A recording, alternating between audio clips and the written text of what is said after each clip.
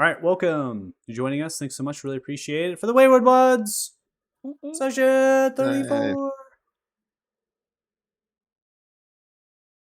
Wow, okay. We're excited. We woke up from their naps. I love it. Okay, so what we did last session, we spent some time with the Buckluck. They ended up with these frog creatures that existed on the northwest side of the marshes. That was a fun time. It seemed like you all had a good time. I'm actually very thankful you didn't kill King Muck. It is the highest NPC that's the most NPC deaths is that character. So very happy that you did. Why? Honestly, I don't know. For the gold? I don't know, but it gets on the nerves. I don't know, patient waits, but King Muck dies a lot. That's awesome. What? He was great. I know. Yeah. I'm just saying thank you. So they offered kind of like this massive ruby. I mean, we're talking high. This is a big ruby, and it's just a massive amounts of gold worth here. And it was really for like slaying lizard folk, right? That's really what it comes down to. They wanted a lizard folk king's head in exchange for that. Now, the piece of the black gemstone, that was easy enough to get. That wasn't challenging at all. I played a couple trickery, maybe a little bit of, things that these creatures aren't really intelligent with, and you're able to get for 100 gold pieces. We had a clairvoyance, particularly over Crepple Lake, and that gave some information about what is surrounding that lake and what is the lake itself, which is acid. Then you went down to the Ivrai. You spoke with Theron. Theron spoke about the undead primarily being around the two places of north and south of that lake, and then actually mentioned that one of them is Lady Trillia's fort, and that's on the south side. And then there is a kind of a rockish keep on the north side. You all had got help from them. They are basically going to make an encampment on the river side there of that fort, and they're going to basically be on shore for like 3 days, just camping out until you're ready to meet with them, and then ambush. They're going to try to ambush from the west side to cause a distraction so that you all can maybe come in from the east side. Name drop, Aloris, that's Norsatra, and then no name was particularly given for Warsatra, but I don't think that you really all cared about that. This particular Morsatra was not as nice as the other one, but they came around a little bit. I don't know. You rested just fine. Maybe a little bit of hiccup through the rest. Yeah, second time around. You're good. You got to take care of Nightwing. So. Yeah, it's all good. So we're have gone through our long rest. We are still in the tower here. I'm going to go ahead and remove Dirty Joe's token. They will be a part of us in terms of combat, so they will be with us. I do also want to phrase this. Mikey will be out, I believe, for this session, the next. So don't feel like you can't do anything. Just so you know. Okay. And see. Well, yeah, I have a feeling that we should sit here and do nothing for the next 2 weeks. How about you? I have the sudden urge to Sounds forge. like a plan. That sounds Yeah, like I got a plan. crafting to do. Yeah. I knew it was a That's something mistake. I want you to do. So we open up a shop here. Yeah. I wonder if you know what? That's a great idea. Central location. Perfect. Are there any boars? Well, actually, farm? they're those the elven rangers. They seem like they needed tons of gear. I'm willing to They bet we need could make a so killing. much stuff. They need Yeah, we so could make a much stuff. killing starting them like those and stuff. But I don't think they got any money, but yeah, sure. after the They have dragon food. though, probably. They have an excessive amount of food, though. Oh wait, the dragon. We could use the dragon to make stuff and sell it to the rangers. Again, they don't have money. They have food. We would get a lot of provisions. Mm-hmm. I mean, they just gave us stuff for free. Dixia, right? Yeah. We're gonna head over You there. don't think there's any more value in going to any of these towers right now? Yeah, it seems like Dixia's a good idea. Pretty similar. Yeah. So I'm gonna prepare this spell for today.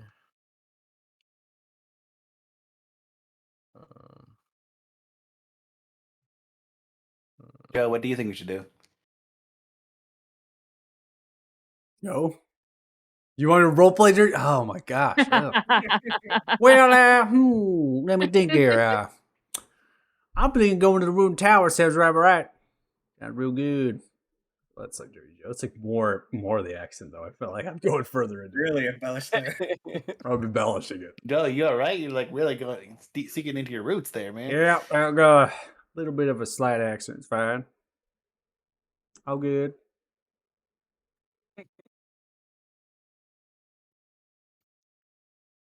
Thanks, see you guys.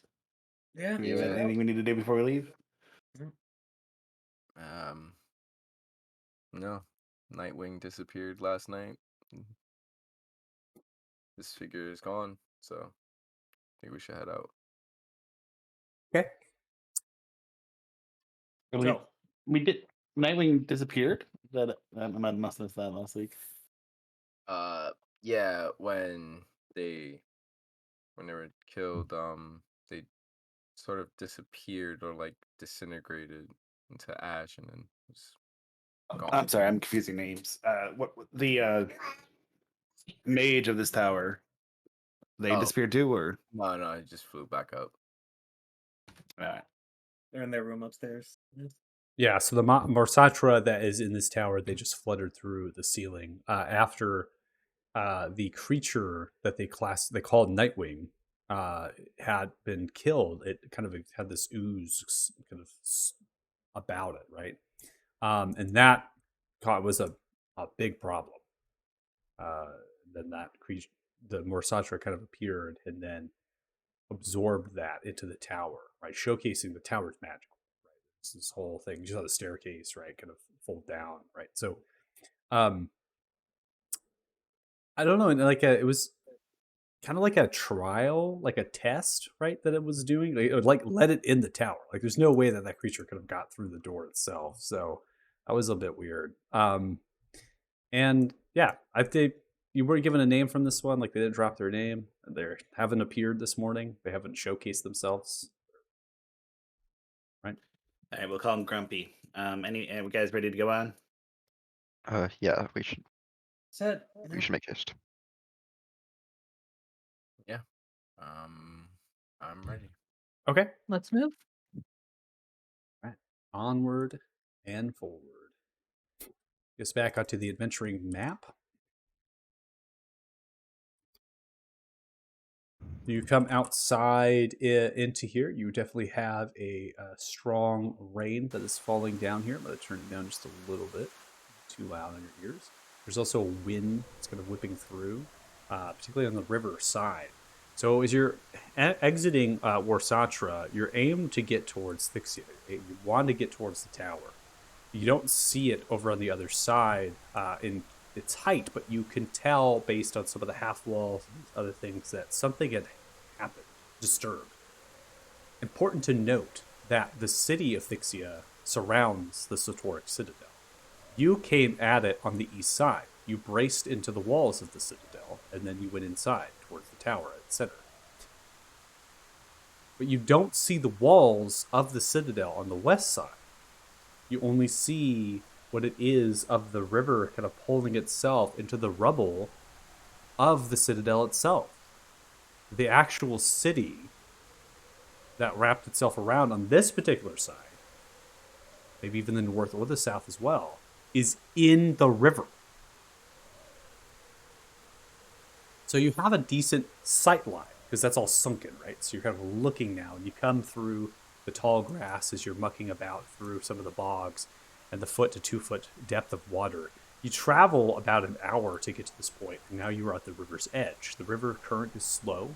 It's not moving quite a lot, but the rain is causing that casting of issues with your sight to see really anything on the surface of the water.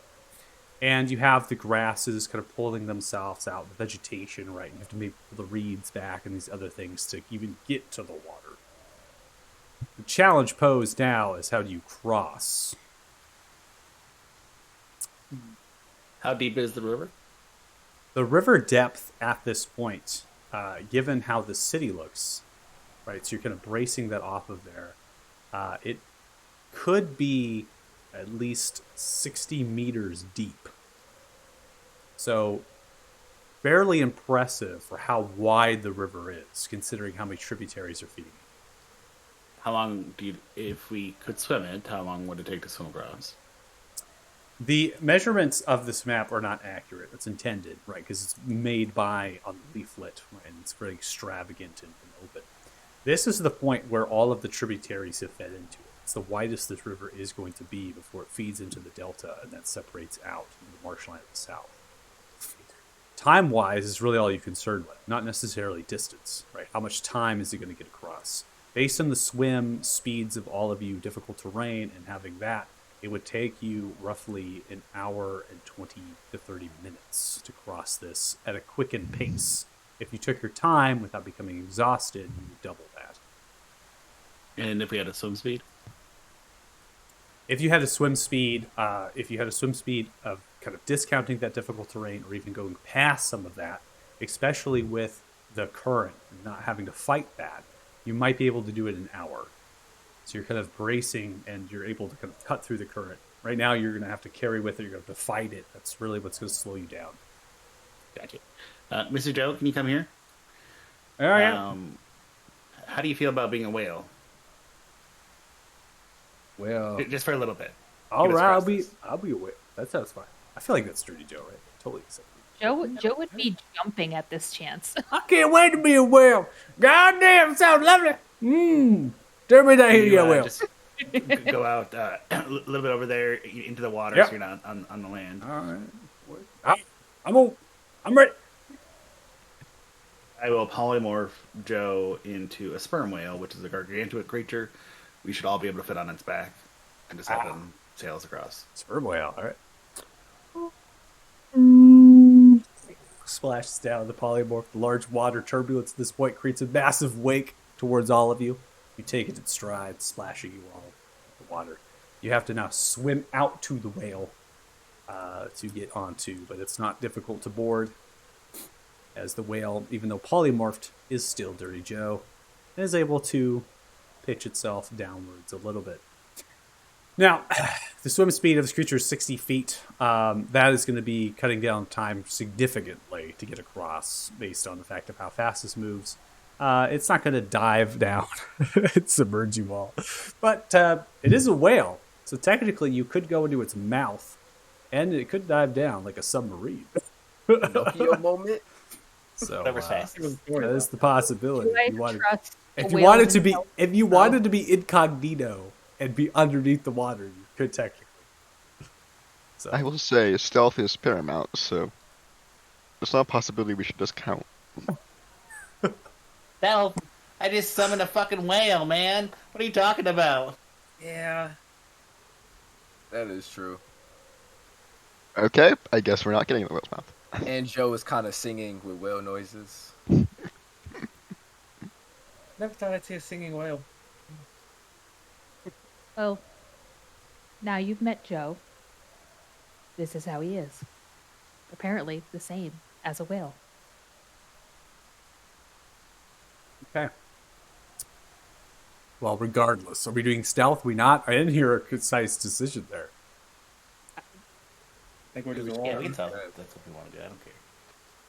I don't really care either, although I think it'd be kind of funny if we rode inside the whale's mouth. Yeah, let's do it. Okay. You hop into Yeah, the sperm sure. whale's mouth. It's a toothed whale. No worries. You're able to get inside. The whale closes and then drains the water out of its spout hole. Then it goes in for a deep dive. So, I don't believe the whole breadth of the sperm whale is actually accurate. I took a marine mammals class. I actually know how long sperm whales can be underwater for. And that is literal, like, upwards of weeks. So, I was going to say, I want like, to put that in a stat block. yeah, you know? I feel like that the 90 minutes, quote unquote, isn't really real for a whale, but that's okay. Echolocation, though, is super real. All right. You dive down underneath and create our ambiance for underneath the open water. Eventually, you get across, and then the whale emerges. Large splash opens up its mouth, pushing itself, beaching, right? Beaches upwards, and then it opens its mouth. Now, the water here is stillish black. There's kind of a little bit of a stagnation here. It's not acid, but the corruption is still shedding. So there's still signs of the corruption. You notice that the rubble and the stone here is paramount. This is the destruction as it was prior to. Nothing has changed there. The grasses and the mushrooms growing frequently. And then as you exit the whale's mouth, and most likely, are you ending concentration? Yeah, whenever we get to fixing that, I Okay. would end it. Okay. So ending the concentration, you can, Dirty Joe, joining you all, you begin to walk in towards the heart. Your perceptions are aware, looking particularly above, right? See if there's a dragon coming in. And then you look down, and you can just see the bodies of the undead. Toppled, unmoving, lifeless. Hundreds upon hundreds surrounding this area. You're pressing on the roads and you're moving, and apparently you have Mikey. What's going on, buddy? Mikey! Hey, you guys hear me? No entry is allowed except for airline. Cannot hear me? There's a lot of We background noise right Sort now. of hear you, but Are you at the airport? Yes, I'm boarding in 10 minutes. I just wanted to pop in and say what's up. You got turned into a You're sperm a whale. whale. You are now a sperm whale. Already? That did not take long at all, huh? Nice to see you guys are treating my character with all due respect. I As mean, in, none at all. He's a living submarine. I think Joe is ecstatic. It was great. He would be, yeah. No, that sounds on brand. Indeed. What you guys gonna do?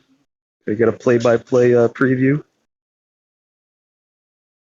You want a play-by-play preview? That's up to them if they want to do that in chat, Discord. Fair enough. Can I actually turn my camera on this thing? I've never tried to join on a phone. Look at that. Hey, there it is. What's up? Greetings from LAX. Oh, I don't envy you. And that's my cousin in the background. Sean, say hi. Hello. Well, I won't hold you guys up too much since I have nothing to add at this moment. But All right. happy gaming. Yeah, thanks. See you guys later. See ya. I'll try to keep your person alive.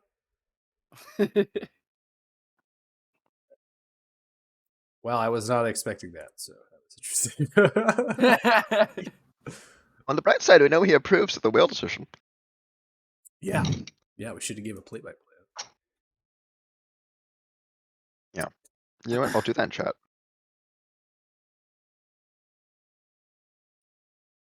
Continuing here, you are finding that there are streams, waterways, potentially, that this place had taken a great impact, and some of the river itself is spilling through.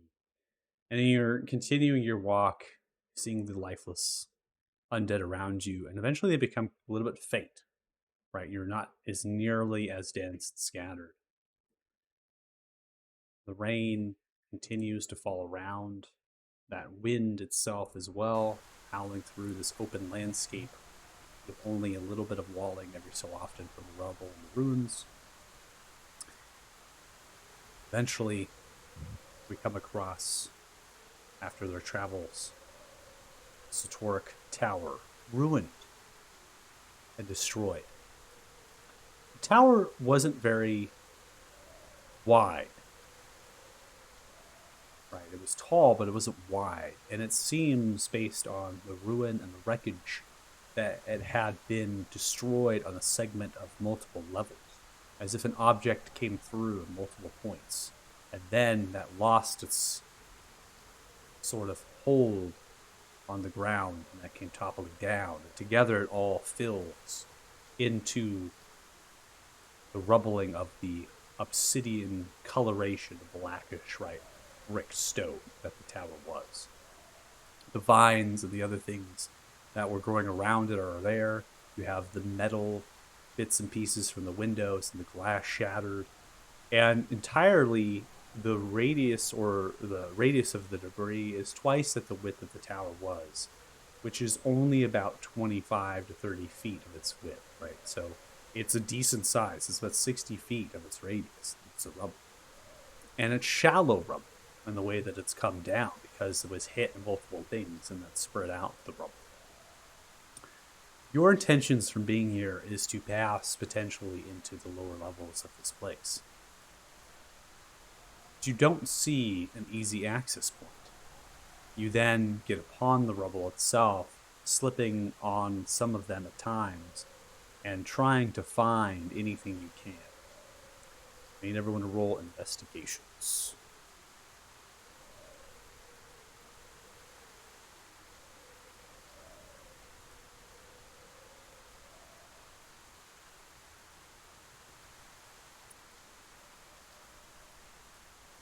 Natural 20, Jesus. Already? What is happening? For 33. Mm-hmm. Love to see it. My gosh. Go, Like Osama, sonar. go. Okay.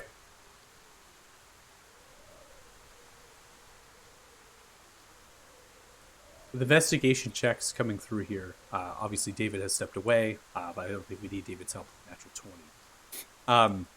You're looking about the rubble with all that. What becomes apparent is that the actual treasury that is far larger than the tower itself.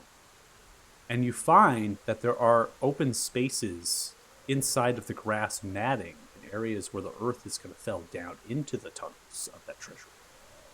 There's been a cave-in, particularly on the first floor, from the destruction of the tower, making it difficult to find entry. Eventually, though, at the center point of the tower, where you imagine it to be with your natural 20, you pull apart bits of rock and material, and you find the same central beam, that stone beam that went through the entire tower, and it's still there, anchoring through the treasury. Nearby it is a spiralized staircase for a medium-sized humanoid to work itself down. You have to clear the debris and the rubble through, which takes work. Your party begins to help you a couple of 10, 20 minutes or so of this loose bricked stone. And the staircase is anchoring into the pillar and allows it to exist. Now, this place has changed a lot underneath it than it had been before, particularly on the first level. In addition, we're not going to have combat. These undead creatures in this place is vacant. There's nothing underneath this anymore in terms of threats. That has been accomplished for you. Israel with a 19 investigation check, and Thea with a 60 investigation check. Your eyes set on perhaps the bodies of the people who were here before. Hold of Sorin, Axina, Sylvana, right? These intrepid adventurers at Priest Dumbly that went forth in your stead on this particular place and time. Israel, you don't find Sorin, but you are able to find resembles in the rubble an amulet of theirs, something from your stories together. It is not magical, but it is something that they bought together, you and them. Started your shop, and it's inscribed with each of your initials and the year that you opened. It's gold, chain link, fit into a circular sphere, and a gemstone neatly placed, cut to the shape. Slight trapezoid. The color is your choosing. This is not something we talked about. So beyond that, entirely up to you. Sounds good. Take a note in your character sheet for that. Yeah, with the 16, you find no remnants of Paxina and Sylvana. But you do find shield of Priest Dumbly. Teardrop shaped, just a common steel shield. With the backdrop of the straps, the opposite side of the attack, you can see inscribed into the metal is the initials of Priest Dumbly. And a small scripture, common one of Pelor, that's to give strength, to give hope. It's desperate at places.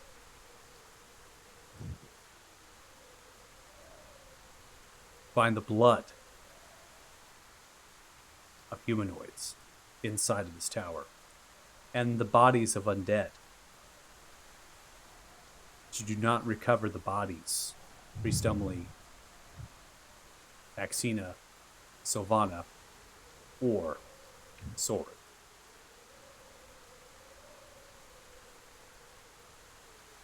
Vala, staircase is there, and it descends.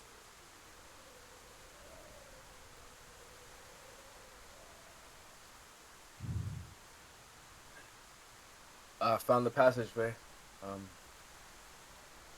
See if we can get down now. Michael, did I like notice Priest Dumbledore's remains? I mean, I didn't roll high, but I must like notice them going through it and everything. You're picking pieces of rubble and you're moving stuff around. You didn't notice anything but what the party had found. Right? You're doing this as a cumulative party endeavor to kind of find and pick bits of information. Both Istriel's, Anthea's, and Othal's checks are fantastic as they're isolating spots. Costas, you're really like, is this where the tap's the middle of the tower? Right? You're a little bit confused. You've never picked apart rubble and tried to scavenge things before. That's really not you and your abilities. No, but like I noticed that they found his shield and everything. Yeah. I mean, I don't think that's something that Yeah, I'm they not would keeping that. hide. I'm not keeping Yeah. that secret. Then I'm I would actually... Sorry, you go first. You go. I would actually like to see if I see any signs of disturbance in the rubble, as if somebody had pulled bodies out. Okay, I'm gonna let you do a perception or investigation check, or the other. I will do Specific too, so we'll get another reroll. Not just a perception. general survey. Oh no, that was the mistake that I made. So caught up, perhaps with memories, the shield as well. You're doing a quick glance around, and you lose focus. Unable to find, see if any sort of disturbances happen. I would say, even with the natural one, that you would know that a disturbance has occurred. It definitely appears that the rubble has been moved and destroyed, but you don't know as to what effect that would be. Like, you don't know how much or what they were pulling Yeah. or anything relevant to that. You just know that the tower is destroyed and the rubble has been moved. Mm-hmm. Yeah. I would like to maybe not outright write down, but definitely make note of which scripture is on the back of Dumbly's shield. Okay. I don't know how that would be. Maybe like it's in the light of Pelor, the like Pelorian Bible, like that. Maybe like I can be like, okay, it's this one, or like something like that. How would I? I would give the shield to Costas if I saw him looking toward it, because he has more of a connection to this than I would. Okay. Yeah, I'm just gonna make note of that for later. I think. All right. So this is potentially the prayer of the Aegis. Aegis. Something you're familiar with, taught when you were a child. It's to provide protection, light, and hope. Particularly of being a servant, being a shield as just yourself. You know, it's a warrior type prayer that will give you strength and then hope for the people around you. Priest Dumbly was a protector. I always wanted to be a part of the adventure.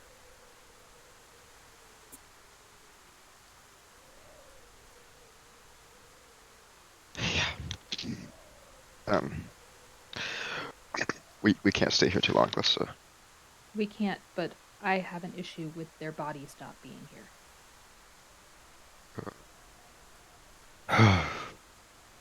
I'm gonna try to see if I can see any like drag marks. I mean, I'm not looking. Maybe like see if their bodies like moved or disintegrated, or I mean, it's an acid dragon, maybe melted. Yeah, I'm kind of wondering if they got dragged off by the what's her name? And her buddies. I just hope they don't make them turn dead. Ugh, that'd be sad end for a priest. Well, didn't Paxina, when last time she passed, didn't she just return to the earth? So maybe did, that but- happened again. Yeah, Well, did that happen all if of them? if there's signs of vegetation, fresh vegetation growing, because it's only been a few days. This place also is corrupted still. Just because the mist is gone doesn't mean it's not corrupted. Yeah, Well, I don't know. possible bothers if me. maybe any of them survived. Maybe they tried to get below surface. Maybe. Just Um, letting you all know that it bothers me. Oh yeah, it's definitely not right. But yeah, let's. I really don't think we should stay out here too long. That's Yeah. Yeah, let's just You head want- into the tunnels. And see what Do you we want me to find. go first? Scout it out? if you want, but if you, I'll be behind you to back you up if Yeah. things go bad. Alright, I would like to cautiously start scouting my way in through this hole and down. So, going down the spiralized staircase, the rain and the wind are ceasing. You are met with the squared off, kind of a lighter granite pillar that is kind of creeping the black, but now becoming more white as the blue veins inside of that pillar. That is continuing as it spirals around. You get about maybe 10 to 12 feet underneath the ground. You can see in a chamber here that is roughly 25 feet in its radius. It's a perfect circle. That there is light gaps that are happening from some of the corridors that span north, south, west, and east, as well as the corners of that space as well. So in total, there is 8 different corridors that span from here with a 10-foot width and 8-foot ceiling height. There's many different passageways, but they have caved. Only 2 passageways that haven't. All of which give light. The caving happens at multiple different points of time. You see undead bodies here. There is piles of black rope. There are other creatures with the bluish eyes and the white hair. The eyes no longer blue. The armor and the sword still remain. They're upon the ground and lifeless. 4 metallic lanterns with greenish permacrystals glowing embed into the stone pillar at this particular floor of this dungeon treasury. The lighting of the crystals, the style and the shape of them is the exact same in the towers of Mersatra. This is the Thixian place. Since the Mersatra, they created this tower, which is what the Satoric Tower is named after. Actual Mersatra. This place is just the same as created by magical methods. Might not be attached in the same way as the towers are. Those ones. This one. The walls of the corridor are a bit rough. The stone toppling on the walls themselves, mainly of brick and then metal reinforcement. They have succumbed to weathering of time, great hundreds of years. The moss and the vines growing from them, and shrooms of hyphae and slight little bioluminescence lingering. The spores in the grass funneling through the bedrock floor. You don't see anyone. You don't see anything. Then, corner of your eye, you're looking down the western corridor. There's 2 corridors I said left, west and north. You see about 20 to 30 feet away from you is a rat. As it begins to work itself through and then disappears into the darkness, heading in the western direction. Beyond the squeaks of the rat, the movements of the pitter-patter of its little feet, some of the moss-covered stone floor. Was it a normal sized rat? It's not a giant. Is that a good sign? I mean, there has to be something down that corridor.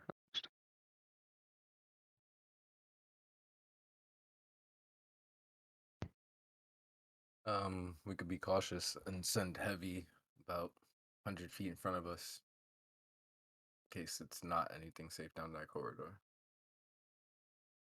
Yeah, that seems like a good plan. So are we choosing Weston? Following a rat? Well, I hear no objections, so Do it. Yeah. Send heavy No objections. in front of us. Okay. So, as you have heavy going in front of you, fluttering, you move in a distance of 90 feet. And to your left and to your right are circular vault doors. Covered mat grasses of elevator-like shafts existed in between, potentially, where there were housing structures. Not the road itself, which you imagine the road is above you, but rather to the left and to the right. And in those little catacombs now, anyway, coves, cut out stone, they have caved in. Mats of the grass have kind of come downwards, and the rock kind of filling that, it's kind of billowed up, and the grass grown more on top of it. So, there is a way to potentially get into this tower just by looking around the grounds of the citadel and finding ways in. But you can't see it with the naked eye at that time. There's ways to put things down here. The tower was too small. The staircase was too small, especially for large chests of coin or big items. The circular metallic vault doors, scribed with elvish magical runes, and mechanisms of 8 different metal bars turn into the stone and anchor them, locking them. All of which, in this western corridor, not all of the treasury here are open. The contents removed. As you're going inside, you find bits and scraps of silks, perhaps even threads of gold that they've used prior, tokens of personal items that they might have lingered on the run, left over. Thea, with your passive investigation, moving at the end of that 60 feet, corridor heads north, with the 2 on the south side collapsed and blocked. You come across a larger room with a circular vault door, the same design, opened. This one broken on either end. The door smashed down, which you've all stepped over. As you look inside of that room, you can see that there are drag marks of heavy bits of either metal onto stone, as if there was something great and heavy in here of wealth. It's been moved and taken out very quickly and very efficiently. Move over to it, make an investigation check.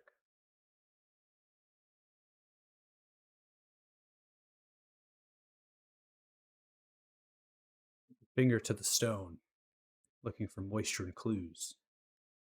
Treasure in this place has been removed in the last day.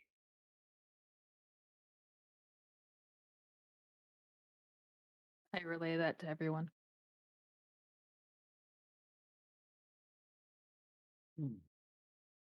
it must have been the undead, right? Couldn't have been anyone else. It seems like your Grash might be collating all his, all the wealth in the region, like being in his lair, and then because mindless hordes of undead would have no use for it.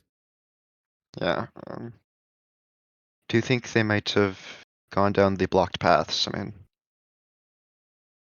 there were 2 tunnels that were completely obstructed, correct? Maybe they. Possible that those tunnels go back to their forts. It's like there had to be other Yeah. ways to get in here. Can I see, based on the drag marks, where they headed off to?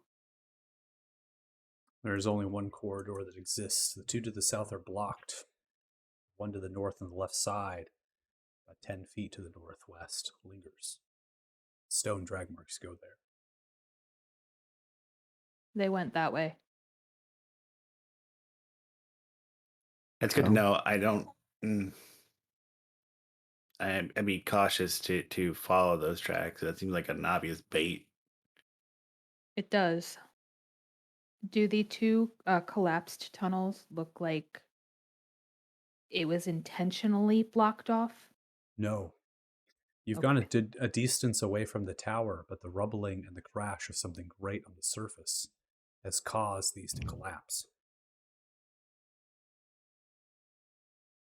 I would like to check how clean the drag marks look.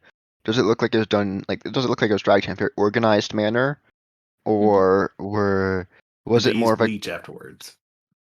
no, like I'm saying like were they like very like kind of organized like pushing or was it more like because it's undead then they might just be kind of like pulling randomly Yeah. simultaneously or were they kind of like under orders like you like I pulling can't give more information than I did to Thea with the 24. Yeah, that it was what I done got from it efficiently. was that it was efficient. So Yeah, but are we talking like professional movers? They had a dolly and back support, or was this like a Uncle Ted came to move my stuff? kind of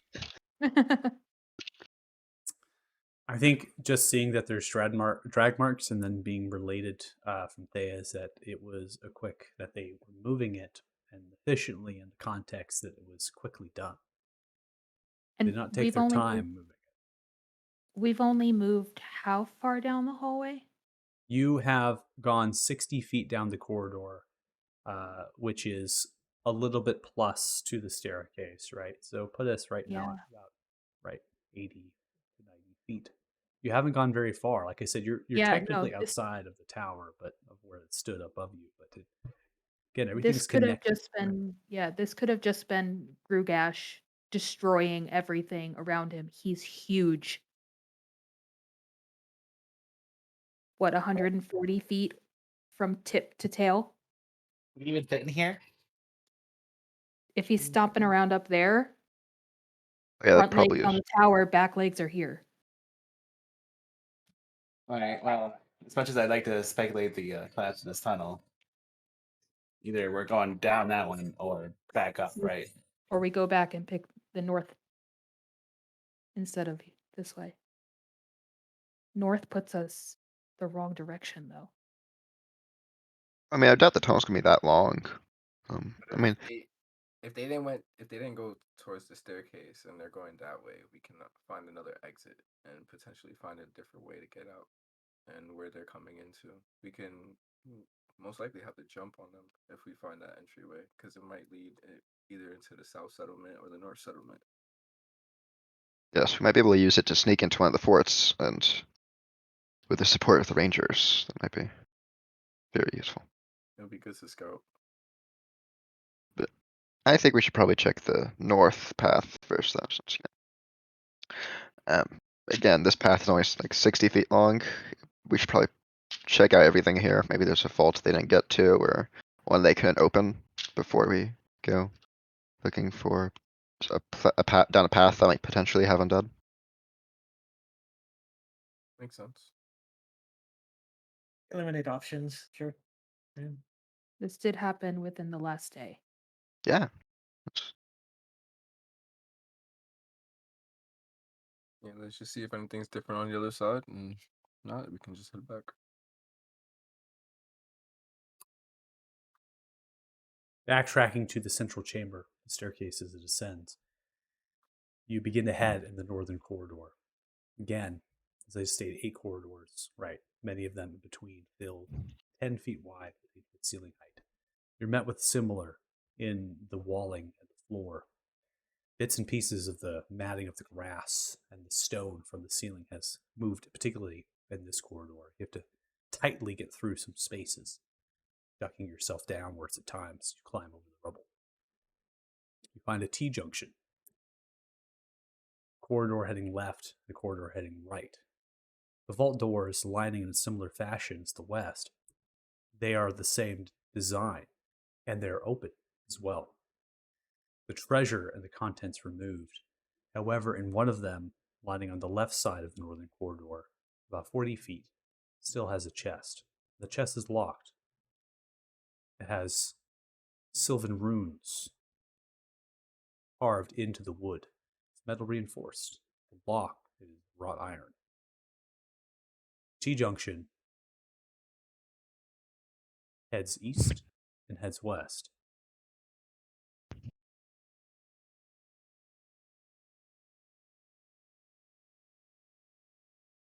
Can I quickly read the runes? Read the runes, like investigate them. No, the runes, the sylvan runes on The the runes. chest. Read the runes. The runes revealed to you speak that this is a property of the Thixian Council. That it is a chest containing gold. It is inscribed simply as such to describe the contents that are inside. It states that this is just one of many brought over from the Feywild, the Autumn Vale, to here, and showcases that transaction history. Okay. I'm gonna leave it alone.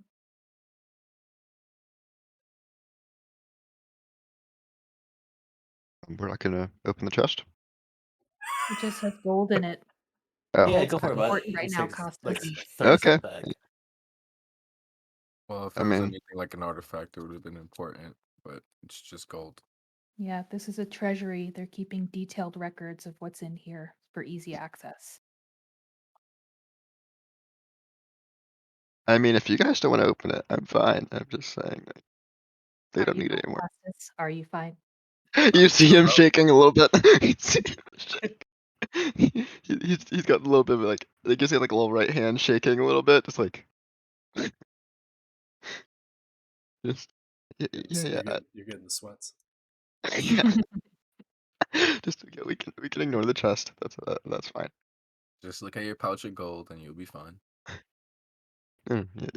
Let's keep going. Yeah. If they left it here for now, it'll be here later. Yeah. Mhm. Okay. Now that I'm 30 feet away from Costas, I would like to message him in his head. Costas, open that chest. Has everyone passed by already? I'd like to kind of like. Oh no! Oh no, God, no. Costa says a quick prayer to Paylor and continues on. This is Paylor. I want you to open the chest.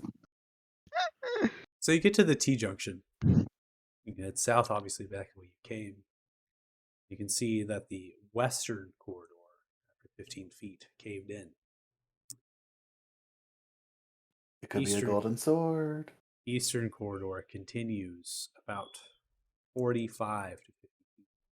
Then there is rubble and destruction, but it interlinks with another corridor that goes in the northeast direction.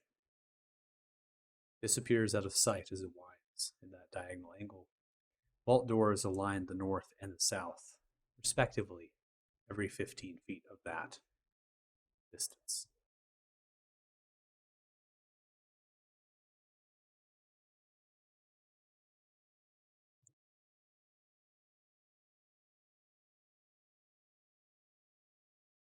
And are they all open the same way? They're all the These vault ones doors are not open. open. They're shut and they're locked. Tumbler locks, similar design to those that were found on the Thixian chest, particularly of 4 digits, all of which are numbers ranging from 0 to 9. Did you say there's any writing on the doors? There's Besides no the writing on the numbers. doors. The amount of grass and the bioluminescence, as you're looking at it, potentially kind of move some of the kind of grass and the mounds and the fungi growing above the doors and things.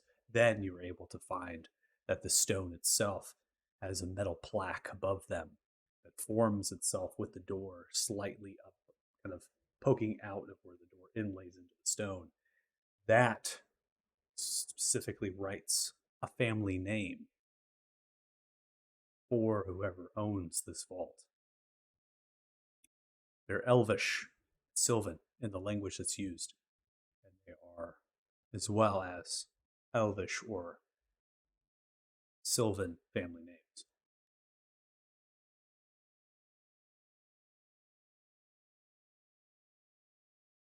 So do we open these up, or do we leave them? Because I mean, there could be magic items that are useful. Costas. I actually agree with Tim. I mean, These people I were- agree with opening them mainly because I want to know before I do that, is there signs in the other ones like that the things were moved recently? Like maybe they just haven't gotten this far yet? Roll investigation check. Nope. Well, if you don't see any signs of dragging or bits of pieces of treasure that's been left over. Michael, Yes. Costas is going to think back, and he's going to think about with the gold chest previously, if it was weird the way that it was left behind, because the entirety of all the other vaults were like kind of, at least up until this point, had been emptied out, but there was like just a chest in the corner left untouched. Like he's going to like check if it almost looks like people were afraid to touch it, or like for some reason like if they avoided it, or if it's just they didn't get to it. Make an insight check.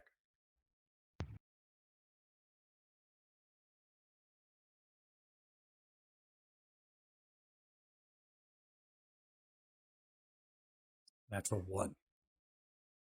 It's treasure! Woo! I have to step away for a second. If they are or somebody is trying to open this up, I would use enhance ability, either on intelligence or dexterity, depending on what they're going to do. But I have to step away to get a bottle. Sounds good. Did Costas voice out loud his reasoning? It's up to Costas. I was his probably saying musings? it out loud. His musings? Because I mean, it's labeled with goals, but I mean, again, it was kind of left behind. They took a lot of stuff. I mean, if you want to hide something, you label it as gold. That's a pretty good way to hide something. I mean, we ignored it the moment it was labeled gold. That's if it's something super important, might be.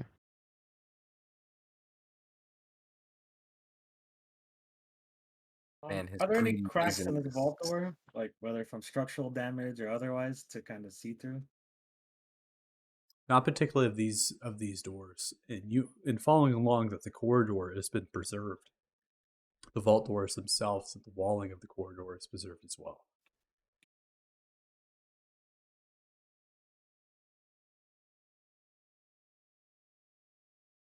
The Thixian Council. Why would they leave that behind? That is, Costas, you got a good line of questioning right there. Yeah, again, they took everything else, but they just left that almost like they were Why told would you not to. leave that? Yeah, and again, it seemed like if you want people to ignore something when in a vault full of magical shit, you label it gold. I mean, it's heavy. I mean, it's kind of valuable, but if you're in a vault full again of magical stuff, it's probably some of the least valuable stuff in the room. Did the runes on the chest look like sort of abjuration? No, there was no abjuration or magical runes. It was really just wood carvings to document what the chest was and where it comes from. Right? It's as simple as if you were transferring something a good distance, you're going to put stamps and labels and things of where it's been, where it's going. I mean, if everybody wants to cure the curiosity, I could try to open it. I mean, it's not like the Thixian Council's around anymore. Costas. Worst case. Okay. You're the one who told me to keep you in check. Just Yeah, saying. I got it. I got it. 'Cause at this point, it's just Magello's cap. So let's figure it out. Yeah, so I'll go back to that chest. I would like to check it and perhaps the floor surrounding it for traps first. Okay. Go ahead and make an investigation check.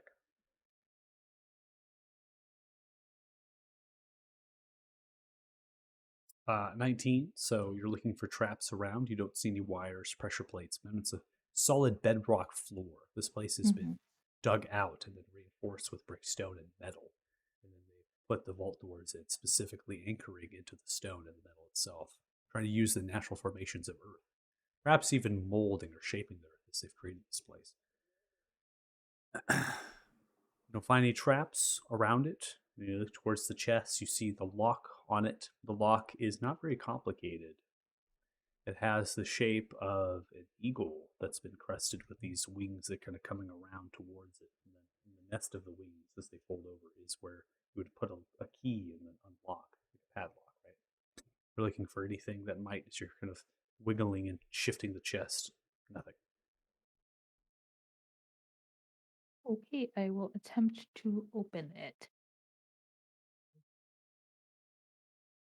Go ahead and make a Thieves' Tools check, please. David, returning here, they're going back to the chest. You're telling Costas to open so many times. They're now opening it. With a 30, you are able to unlock it. As you do, there goes this little noise. The padlock then funnel through the locket. Swing the chest slowly and surely open. You find inside that there are 4 leather purses, heavy, filled with platinum coins, approximately 300 platinum coins inside of these leather purses. Then wrapped neatly in patches of leather is a very interesting rod that has a few gems encrusting of ruby sapphires, forming itself into almost like a crown towards the top of the rod. It's made of solid gold. Othala. Yeah, I'll get to it. Hold on. I'll sit down and cast identify ritually.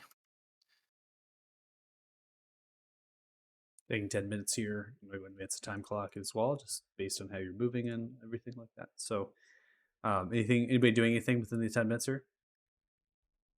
Should we Was split up the that gold? 300 platinum per bag? Yeah. So 1,200 platinum Correct. or 12,000 gold. Got it. Yeah, what was the amount? Well, it's just already open. We're gonna take it. We're in Rome. Yes. I'd like to be So- actively keeping an ear out to see if I hear anything. Feel vibrations in the floor of things. Maybe vibrations from above. We can just make that 200 platinum a piece. Split rate six ways. 1,200 divided by 6 is 200 a piece. None to the party fund right now. We'll get the party fund when we get the horde. Okay. Yeah, For easy tracking. 2,000.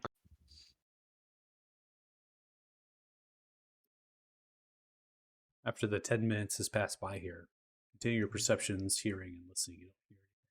It's undisturbed. Place that has been lost to time, unfortunately. Your identify concludes staring at it and analyzing its properties from the pearl it used. Back to you that is referred to as the Rod of Rulership.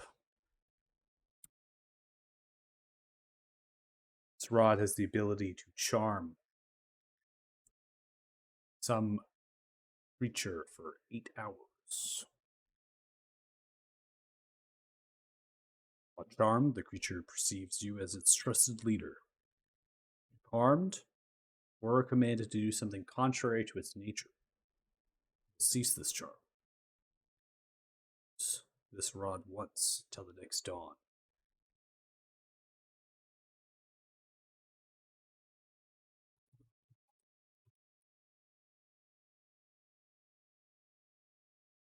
Nice. This is a rare item. Requires attunement.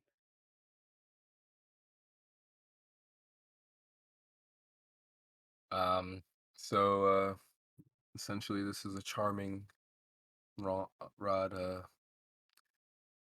Pretty powerful. 8 hours of charming.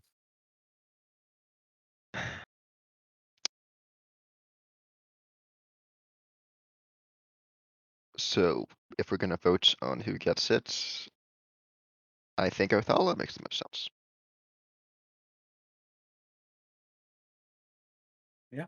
Don't mind holding on to it. Might come in handy. Okay. Both all is holding on to it. Drag it into your inventory. Yep.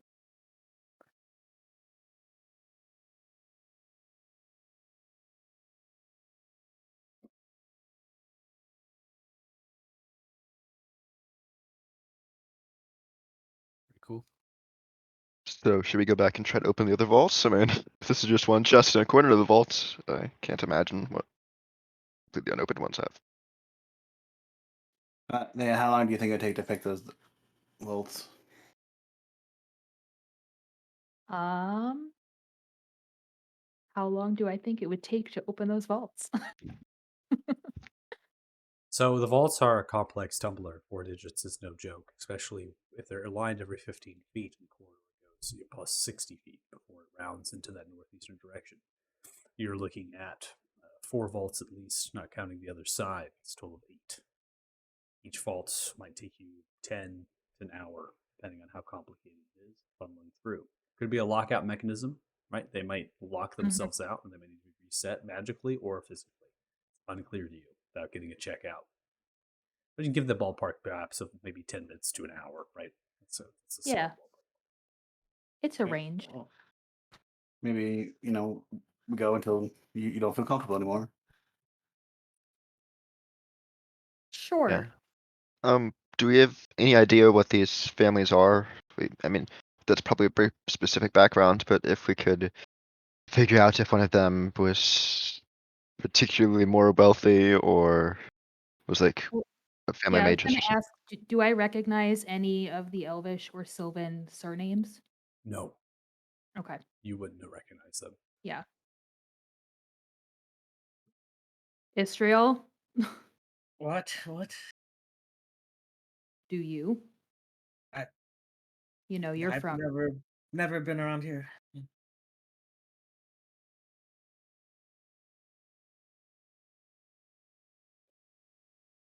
All right, sure. I'll try to open the first one after, again, checking for traps because people like to keep their things where they put them.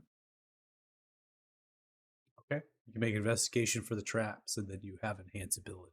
So without alternate Well, if advantage. Thea does that, Israel's gonna just set up an alarm behind that. The hints ability is actually on Dex for Thieves Soul picking, so Thieves still picking investigations over. are straight rolls. Okay. 12. You don't find any traps, particularly in the vault door.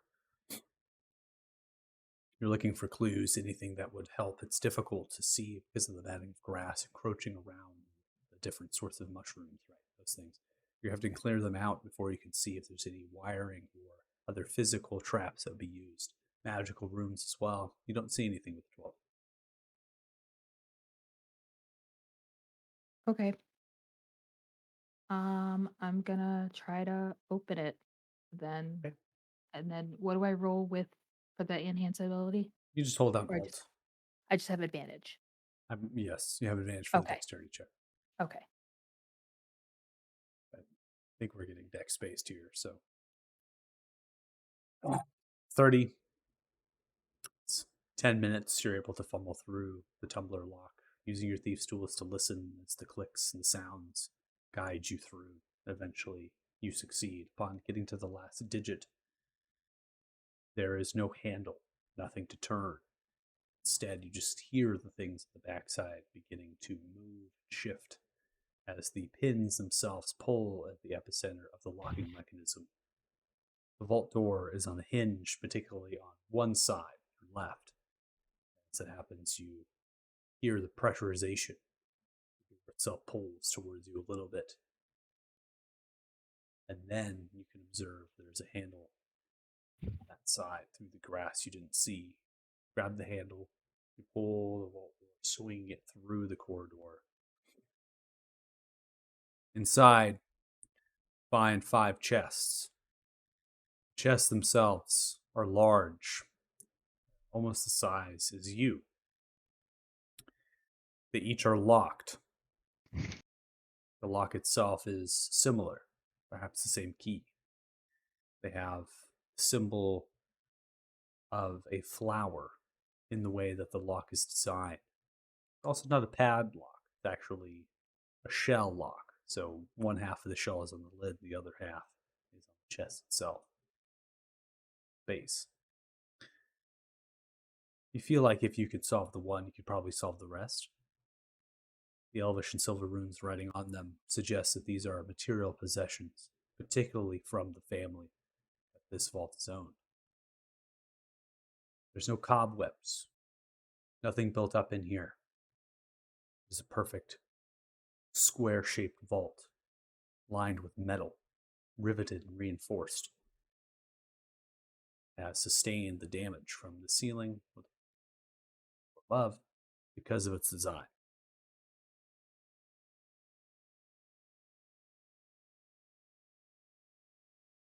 Attempt to open the chests.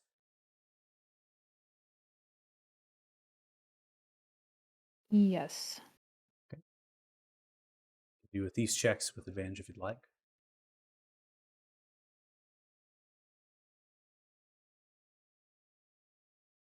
Getting another roll through, another 30. Takes time.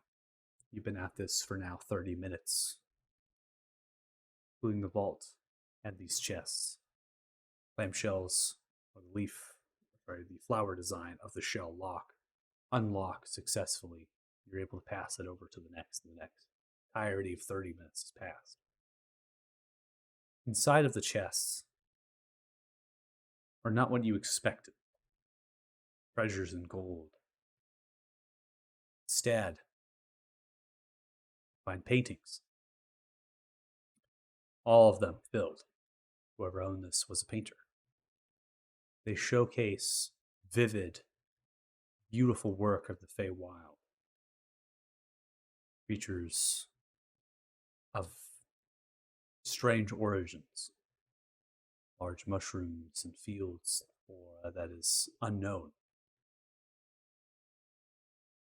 Order of these paintings are depictions of children, most likely the children of the family, generations, not portraits, just scenes, perhaps of memory painted.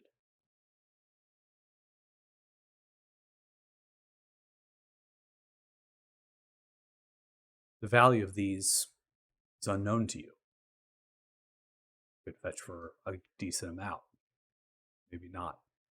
What you do know, though, is that they are heavy, and there is a lot of them. Mm-hmm.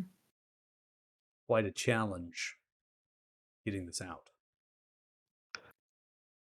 I think this is seems pretty personal. Maybe These are someone's we let the personal belongings. Ebrai know about these paintings. Yeah, probably. I would cautious like to check how high quality these are and if there are any that are a particularly higher quality than the others. He's Yeah, can we move on to the next one? that kind of noble. Just like nothing quick, just like a quick glance over, just like this is the kind of thing I'd see at the Let's- theme auction. Yes, what is the art gallery of my fine noble estate? Would this go well in my bedchambers? Yes, Move on to the next one while he does this. Art is opinionated by the value that you see. Mhm. The fact that these are framed in silver and gold suggests they are valuable and that they would have good wealth and good worth. That doesn't change the fact that they weigh a decent amount per painting. There's over 30 of them. So that becomes challenging. We're now going to fast track. I'm not going to have you roll any further. Your Thief's Tools check are exceptionally high. You also have the advantage. Just now depends on how long you're going to take to do this. So how much time are you all willing to give in opening these vaults?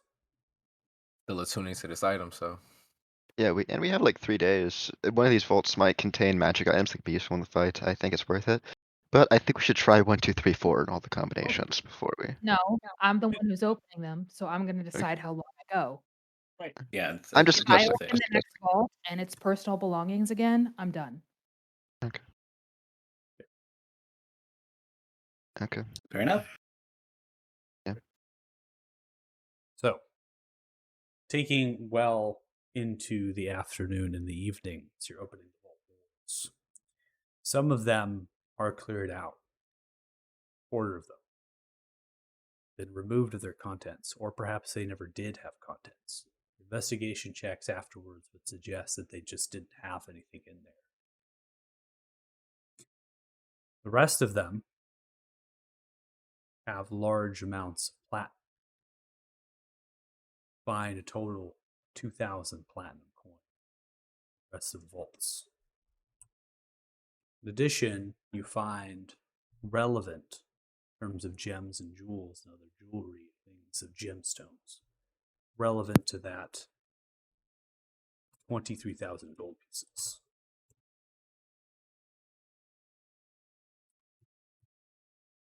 Wait, is You that find 20,000? you find other personal possessions, but nothing of great wealth as the one that was painting a family's more or less fine golden threaded silk linens, things that would be moved into a home of a noble estate or a wealthy manor that they've perhaps just stored away because they didn't have any use for them yet. Personal possessions, yes, but not like a teddy bear of a child. Nothing would store anything like that down here.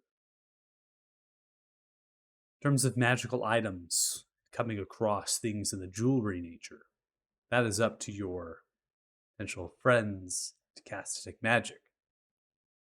But assume that would be casted or used in times of finding those hoards of jewelry.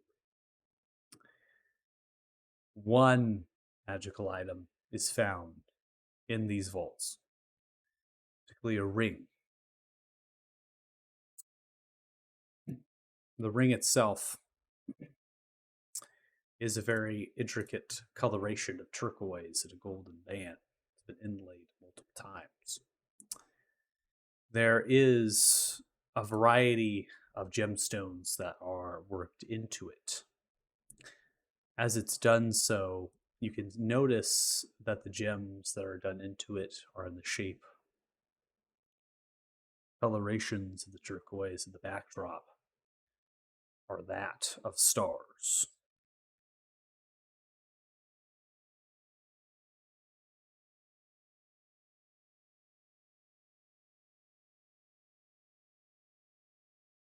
How long did it take us to do all of this? You are well into the evening and the night. Yeah, so Othala would be able to investigate or identify Yeah. the ring. Mhm. He's done attuning.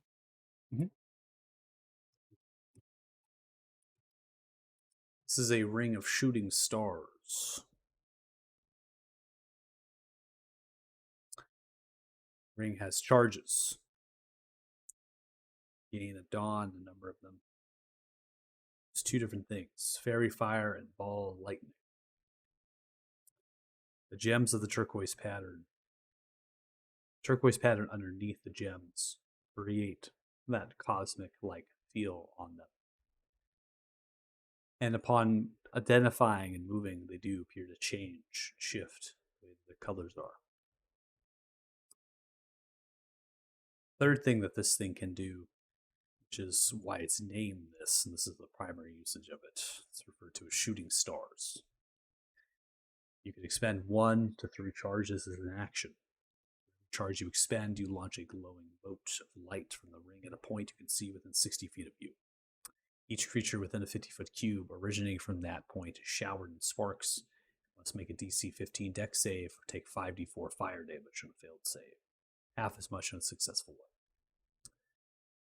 The ball lightning just creates spherical diameter lightning spheres. They become less powerful if you use less charges. They do shed light, I believe, and they can be at a good distance, I think 120 feet. You deal damage ranging for how many spheres you're creating based on the charges that you're using. 4 spheres, 2d4, 1 sphere, 4d12. It's a very diverse item. Now, while you're in dim light or darkness with this ring, you can cast, I believe, Dancing Lights and Light spell as an action innately from it. So it does have good properties in case you don't have people with dark vision, and they can just at will cast.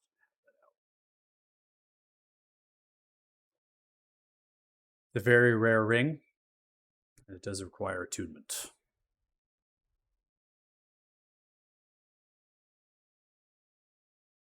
I'll just hold the ring up now.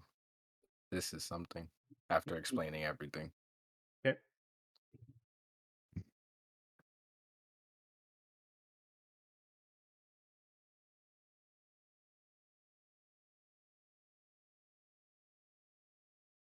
I am going to walk out of the room.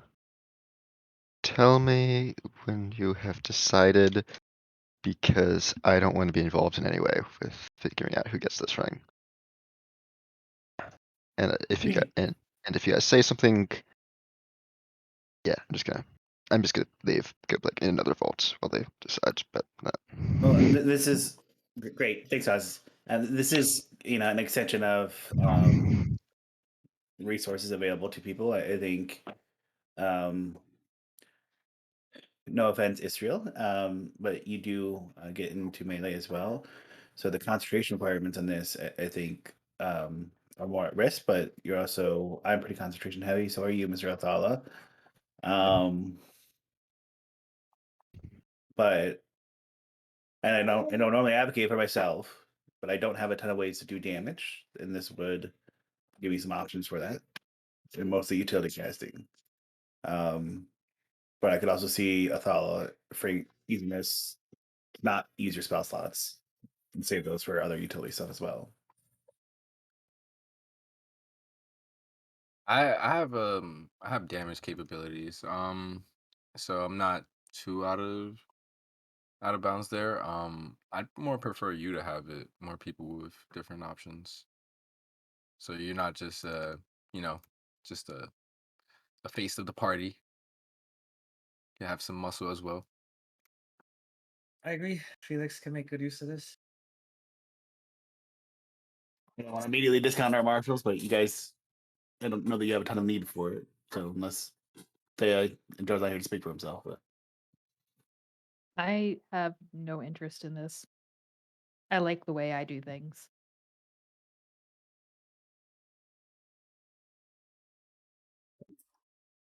however, no, right. Yeah, that's fine.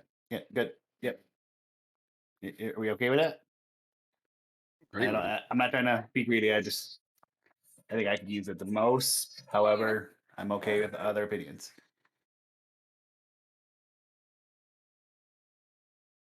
Good with it. I concentrate on a lot of different spells.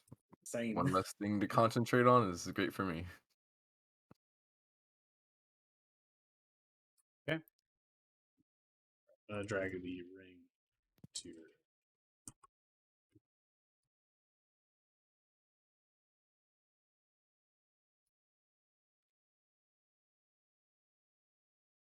Mr. Athala, I think maybe we put the gems inside of your bag and we save those for crafting or anything like that. Yeah, that sounds great. And we could divvy them up, see what type of gems we have later on.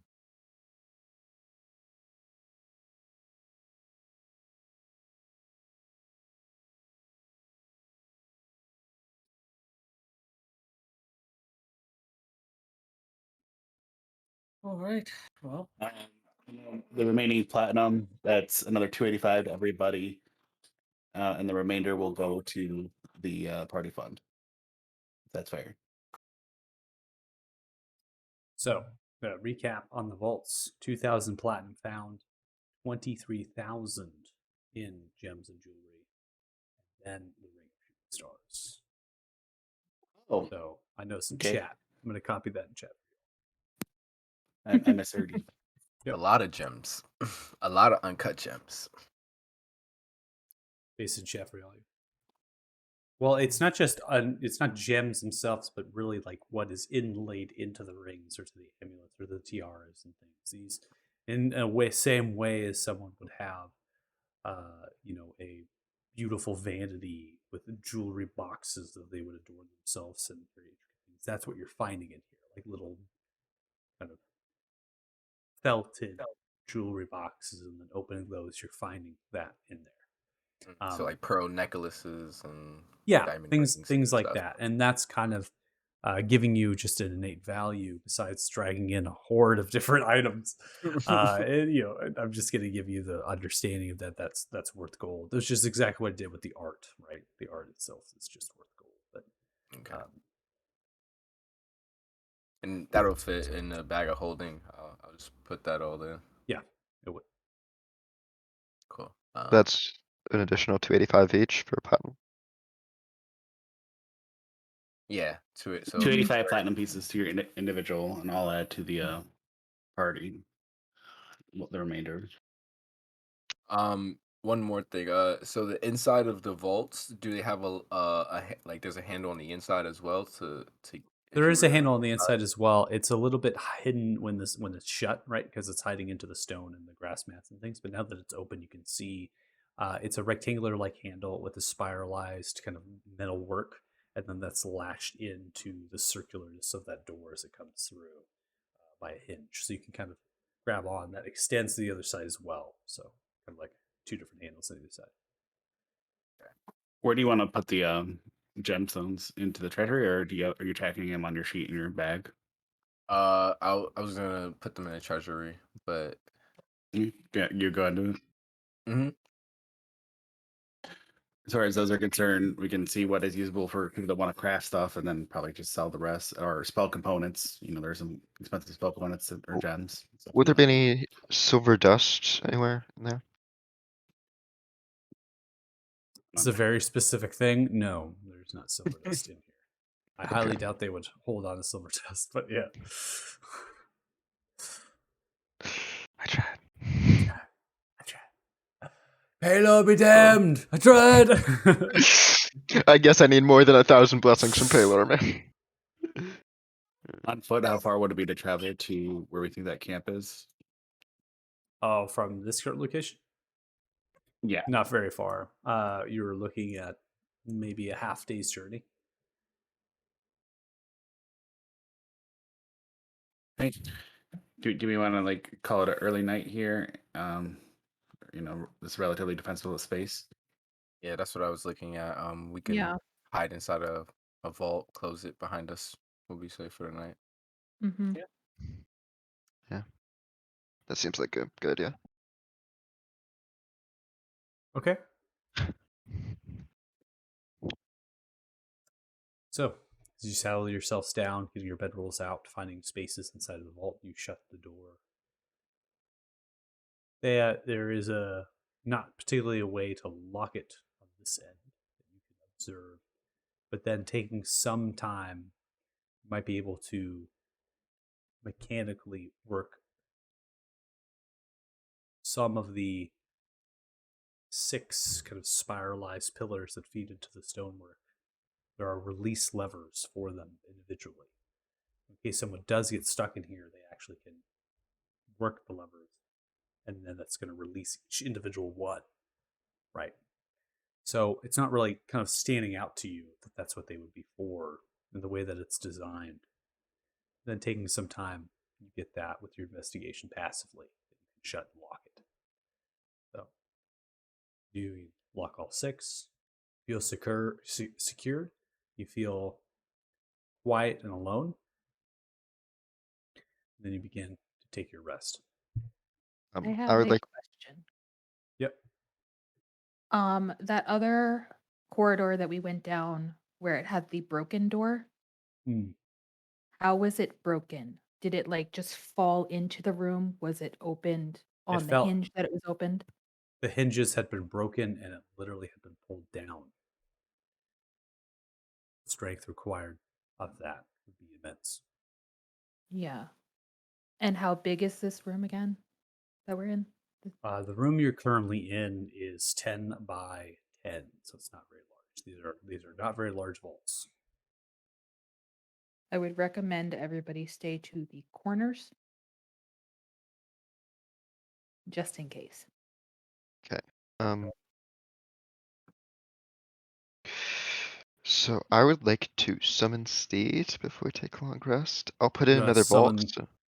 summon the steed inside of the vault. Well, they is No, I'll locked put in it. the vault. You want to be outside the vault and summon to another vault.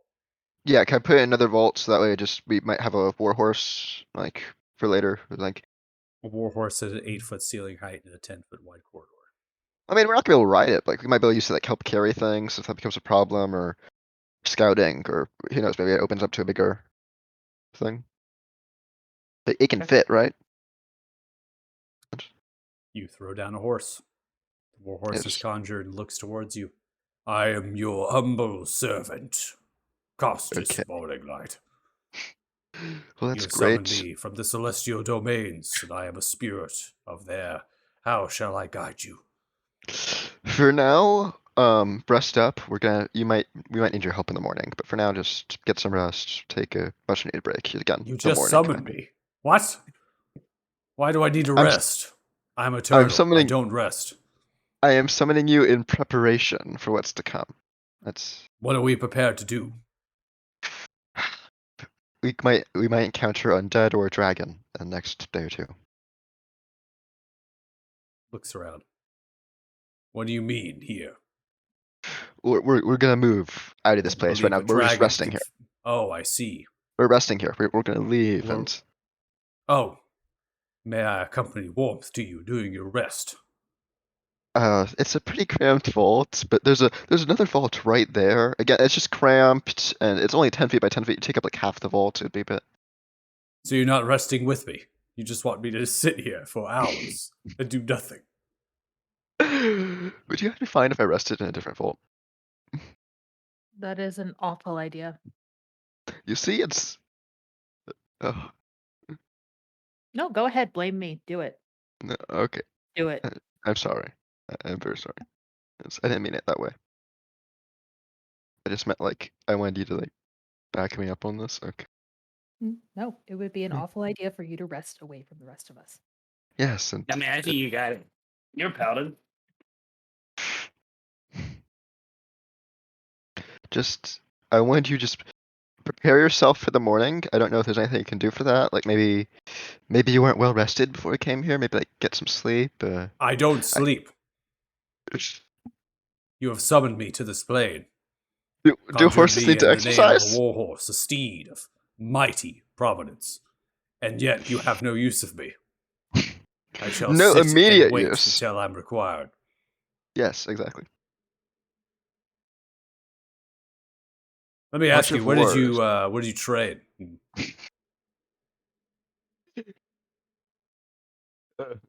I trained in Athema. Do you want anything more specific than that? It's just you're giving me much more attitude than the usual warhorse. Where this did they swap the warhorses I got? This is Do you not know how the spell works? Is there something I'm missing? Please enlighten me if so. We aren't just some sort of random incarnation of something. Mhm. Where I bring down from the heavens to invigorate creation of your choosing, to guide you and help you. Be your steed. Yes, that is We rode into exactly battle. true. And the thing is that it takes 10 minutes to summon you. And I can't summon you in the middle of battle. So I'm summoning you before battle, so when battle happens, you can be there. See, that's Inside how it of a works. vault and a small corridor. You will ride I me. will tell you, there's a vault is under a city which has undead in it. So we're underground. This is even worse. I have hoofs. You might need to carry things, or like there's a goblin over there. He might. Do I look he might like a have people walk mule me. to you? A donkey? You want me to carry things for you? Is it me, Israel, or does that horse seem like suicidal? Oh my god. Just Honestly, you don't seem that dissimilar to a mule, but I mean, like, same family, kind of, right? Horses and mules are related somehow, right? Yes, sure. See? I don't know. You picked it. Yeah, see. Anyway, just think of this as us preparing. We need to be well rested. We just found some magical items. We might need to attune to them and such. We can't. It's already dark out. We don't want to fight the undeads in the middle of the night where they might be able to sneak up on us. So I will be waiting for 8 hours. Possibly. And you couldn't No, that summon is me in the exactly- morning. Definitely. That is exactly what you say. I mean, if there's any And you could summon me in the morning, 10 minutes before you depart. if it's any comfort to you, there's a big possibility that undead will come here while we're sleeping, and if you want, you can keep an eye out for them. Why would we be sleeping down here if there was a possibility of undead being upon us, trapping Because us it's into tiny vaults? Because where we are, there's always a possibility of undead. We're in the middle of the marshes. There's like hundreds of undead here. Costas Morning Light, wouldn't you rather be out in the open where you could ride me against the undead, maneuver them? I would, but that's just not how it works out right now. We'll be out So in the why open am I later. needed? I'm messing with you right now. We're good. All right. You summon the horse. The horse is in the vault. The horse looks at you. Tear falls down from the eye. You go back to your vault. Whatever. I don't know. Lucas, it's just funny. You're a paladin. You're using summon steed. I mean, there's really only one use for a paladin summoning a steed. That's to ride into battle, to charge in. Use your magical steed. Like, you find ways of using these that just so random. You wait till he gets it to crash. Like, the horse can't fit up the spiraling staircase to get the loot out. Like, I don't understand, like, the idea behind the horse. Might need it. And That's what I'm saying. I might need it, so I brought it here. Like, I love Have it. you? Okay, I'm just gonna say this. That is very much my thought process with everything. Yeah. I have a portable battery, Mm. pain meds, and like note cards just And a hanging in hoarder. my backpack so I can ever use them if I have to. I basically have an entire like med kit in my backpack. Prepared. A portable Lucas is a battery prepper. and pain pills. Yeah, he's a doomsday prepper. You He's a doomsday prepper. prepper. It's totally fine. You go back to your vault, lock it. They have right. You lock it, and you're all there. You have to get a little cozy, right? Roll your bedrolls, get a little warm. You might have a little without the paddle. You know, have you ever seen that movie? Without a paddle scene. My mind's telling me no, but my body. It's one of the funniest scenes in any movie I've ever seen. Anyways, you go through your long rest here. We're going to advance the time. You're going to see an error. Simple calendar is great. And we are going to get bright and early in the morning here. Probably an hour before that point, you're able to get your rest. Now, setting perhaps an alarm spell, right? Maybe, or listening with your perceptions during your trances. It is quiet. There's nothing that seems to be coming, particularly down the corridors in this underground area. But you begin to see that there, inside of the metallic vault, that there is movement. It's just a little bit of ground shake. Not movement of a creature per se, but just the ground moving. It could be a large creature that's doing that, or just a shifting of the earth over time. And it just happens every so often that there's a little bit of a little wobble in the ground. Might not have been noticeable when you were walking around and moving, but now that you're like laying down on the actual ground, you can feel that. After taking your long rest here, you unlock the vault. You open it, looking left and looking right. You don't particularly see anything undead. You have your treasure. Cautious, you look left, and you can see the horse staring at you. The head curved outside of the vault door, looking in your general direction. So, Hey, it's go time. Costas, does it have a name? Do you have a name?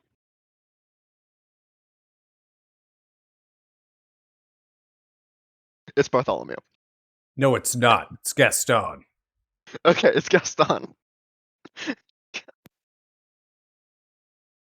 Nice to meet you, Gaston.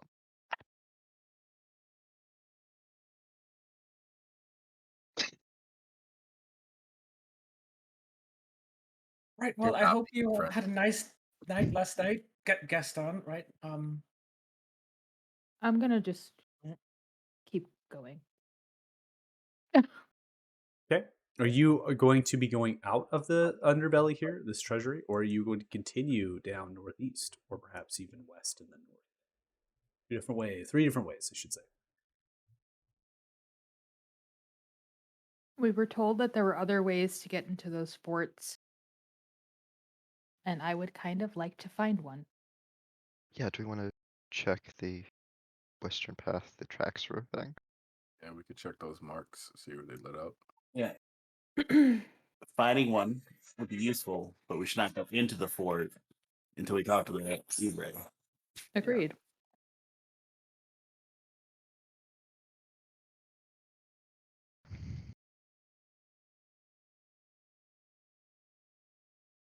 We're gonna dump out all of our items, David. Well, we have 2 days. Oh, by the way, Othala, would you mind if I put some stuff in the bag of holding? Do we have the space for it, or are we running low? Considering all the gems we just put in, not too sure. Okay, I can. We have no room. The weight, particularly of the gems and things, especially the size of all of them, right? The combination of what you currently have in the bag. You'd be looking at plus 200 pounds worth of a yield. You're pushing the capacity of the bag of holding, if I remember correctly, what you already have in it in terms of cubic volume as well. Yeah, we still got a lot of rations, a few diamonds. Oh, look, some dragon meat. Um, We might have to buy another one then when we get to next oh, time. and I'm Is that already still good? I'm holding your ingots in here too. So Oh yeah, I wanted to store more of those if we had space, but it doesn't look like it. I mean, does the bag of holding count as a refrigerator? You know, to keep Yeah. things preserved because Is the it's a dragon meat still good? interdimensional. No, It's been a bit. it's been a while. Yeah, it's not good. So the hide is alright though. Yeah. Okay. So So just I mean, chuck the meat. What about the jam pure berries? Are those good? I believe they were good. I put them berries in a. fine.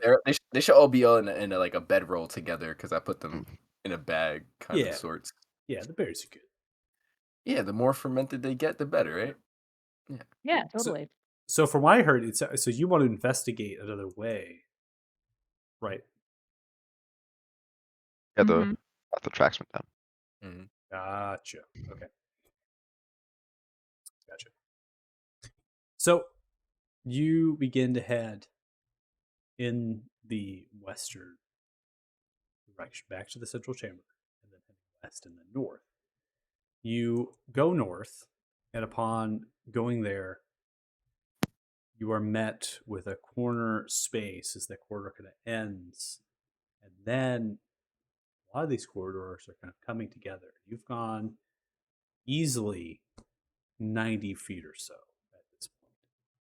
There is a staircase now that spirals down, and it's crude and rough cut. In fact, the walls of this particular space don't line up with the other in the way that there's some smoothness in the brick stone and the etching. Instead, it's more rough, crude, and then it's like bedrock that they've done. There's mats of grass, again, pouring through the ceiling. You're still on the first level of this thing.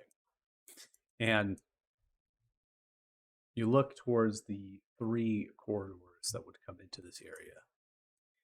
And upon looking at them, you can see that there has been destruction that's kind of came downwards from above, which is similar to the others. And that is not strange to you at all.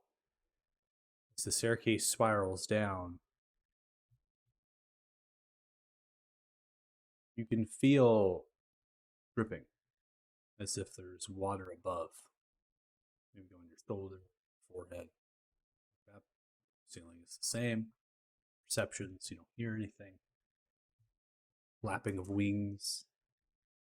Listened Below, the staircase spirals and descends downwards. See any light? You don't hear anything.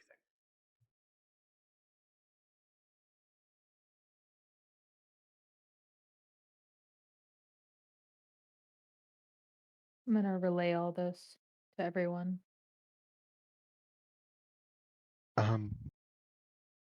Does Thea seem different? I don't know how to put that into context. What do you mean by different? She's been acting weird ever since we saw the paintings. Have I? It feels like maybe. Can I roll an insight check or something? You want to roll an insight check because you feel like Thea's acting. Costas feels it too. Roll insight.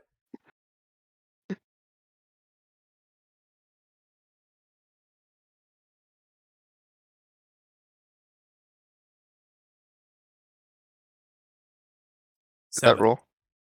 Yeah, I got it. You feel Gaston behind you. What are you doing? Just pondering.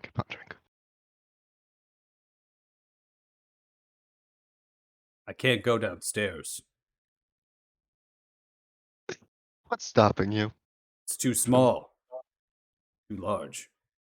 You like kind of half crouch and can horses crouch? Stares at you blindly.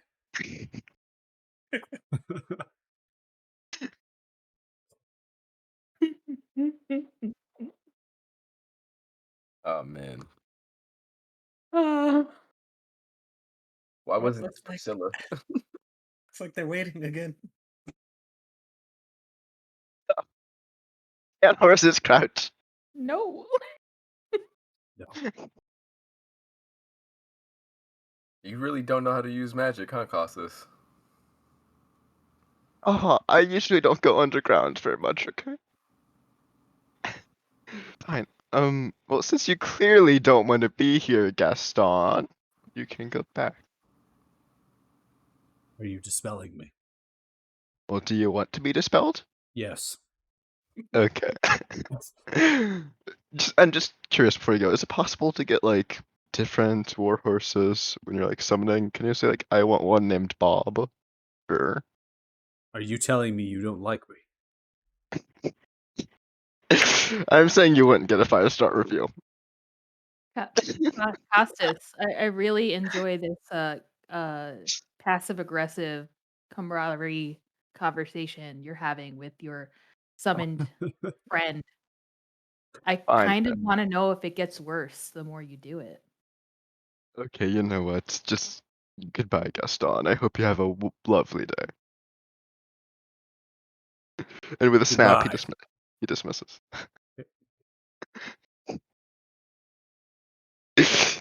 Next time I'm asking for one named Joe.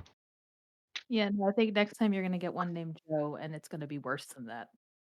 Angrier. I wonder if they the best one talk. yet. Do they talk to each other? I wonder if they talk to each other. I guess this. I imagine they do.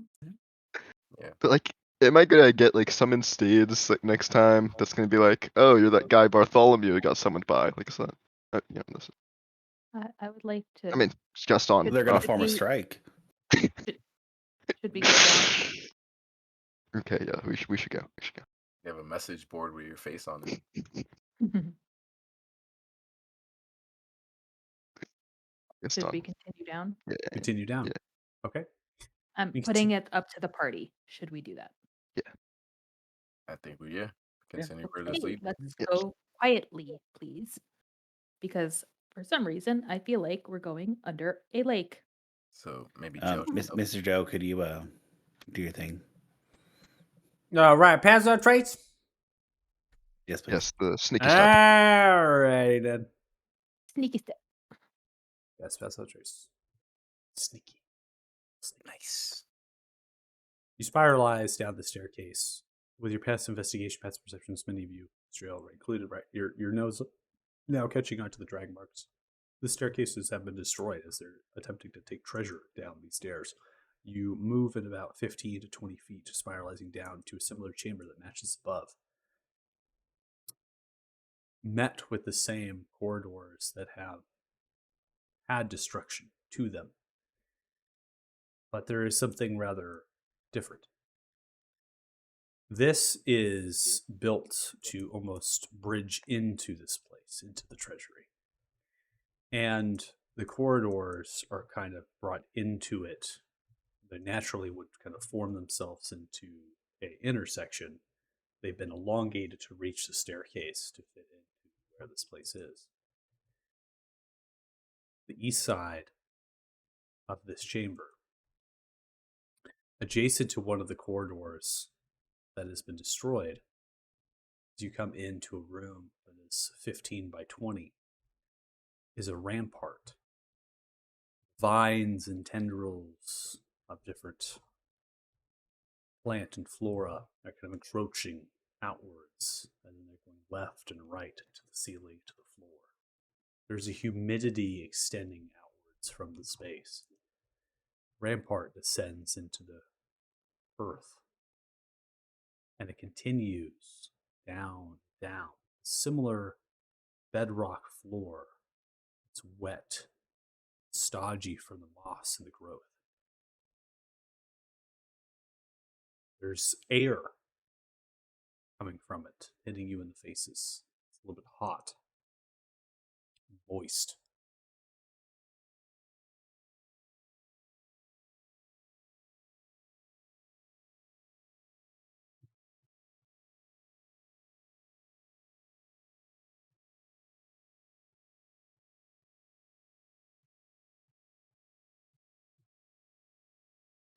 I mean, I'm gonna need a bath after this. This is gross. Mm-hmm. There's no other Man. ways besides that you can observe. This heavy armor is gonna reek. I don't know what you mean. Prestidigitation. Ah, thank you so much. Oh. Oh.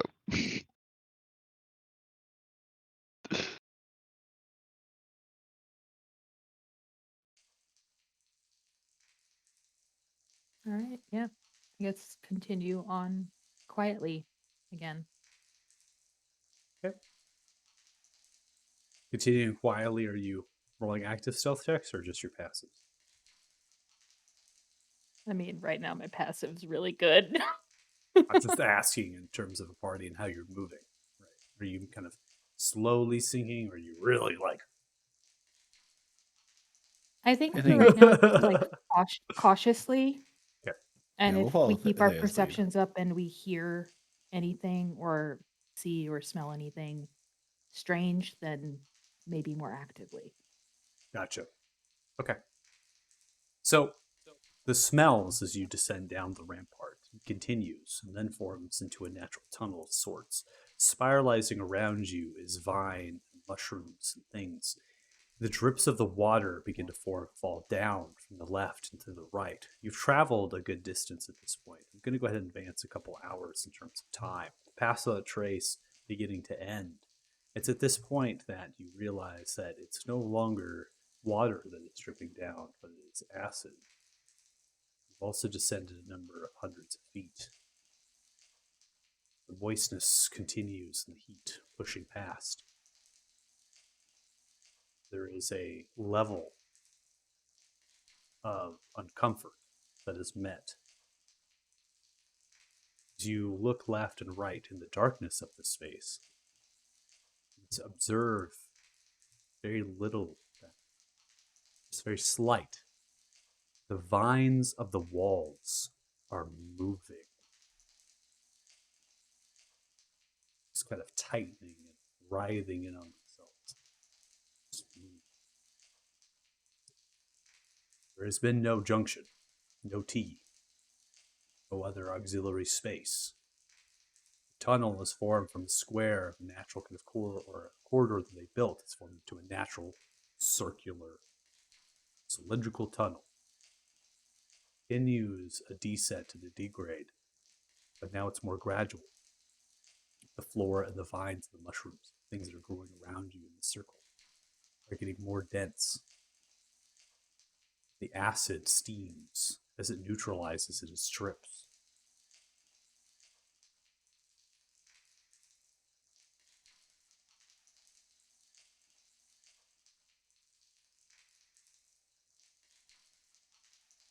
Quietly, I'm going to say to everybody, I don't think we want to be coming here yet.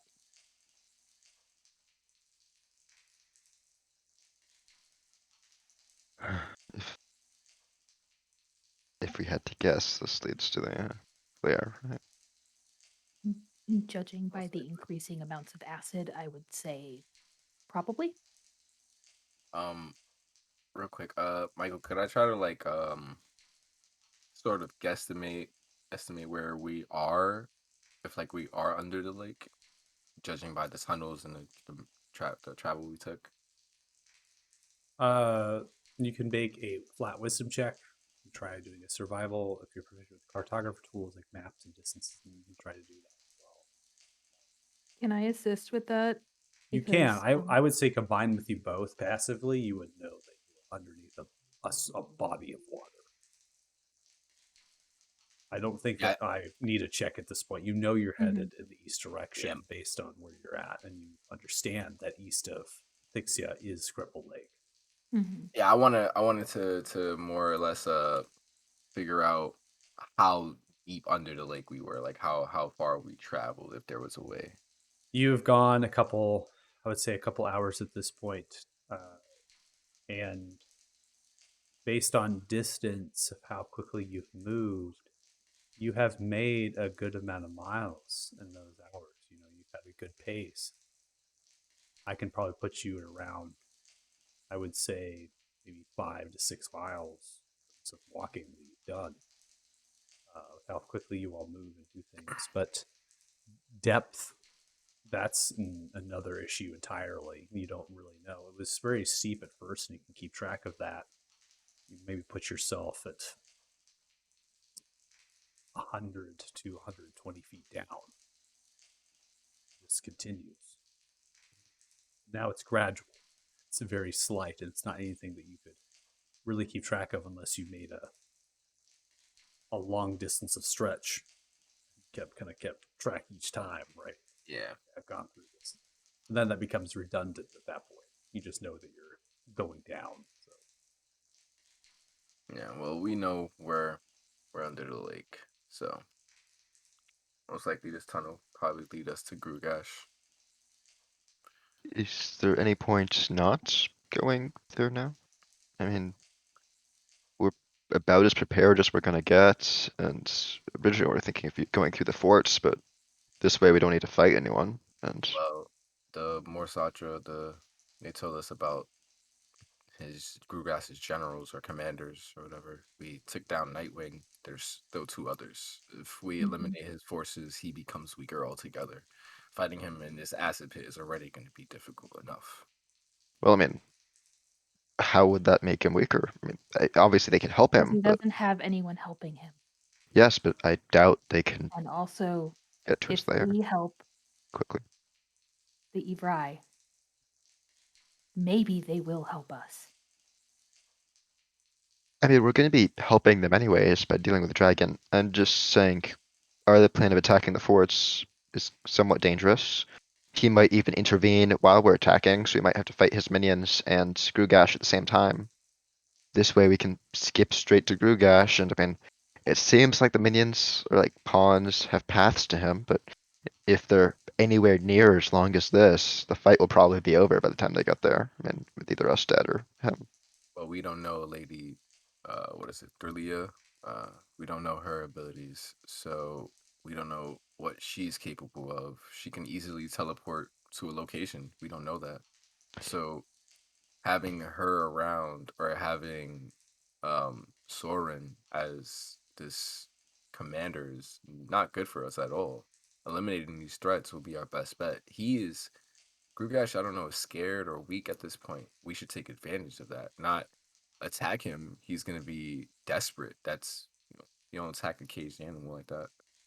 I mean, no matter what, it's you said himself he's caged a week right now. It's how long do you think it'll take for us to take out both of the forts? That could be days, or at least it's definitely not going to happen in less than a day minimum, especially when you I don't consider think time we to need get to out take of out both here. the forts. I think just taking out this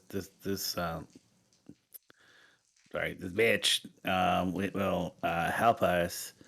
I don't want to fight a spellcaster, I think, and the dragon at the same time. Well, the question is like, I don't know. Grugash can probably get a message to them, true, but I can fight. get a place that's 500 feet away, and I'm not really that talented. I can get there in 6 seconds. Yes, and we're very deep under a lake of acid. I'm just saying it might take them even if it takes them a few minutes to reach us. If we're already fighting Grugash, fights don't usually last that long. I mean, against dragons, it might Right. take So especially a long time. But couple things. I don't really agree with your line of thinking, but also Mr. Joe isn't like altogether here right now, and I feel like he should have his head really in the fight for this fight. So Yeah. Also, this is I suppose that's right. again, I would like to reiterate to you, an ancient dragon.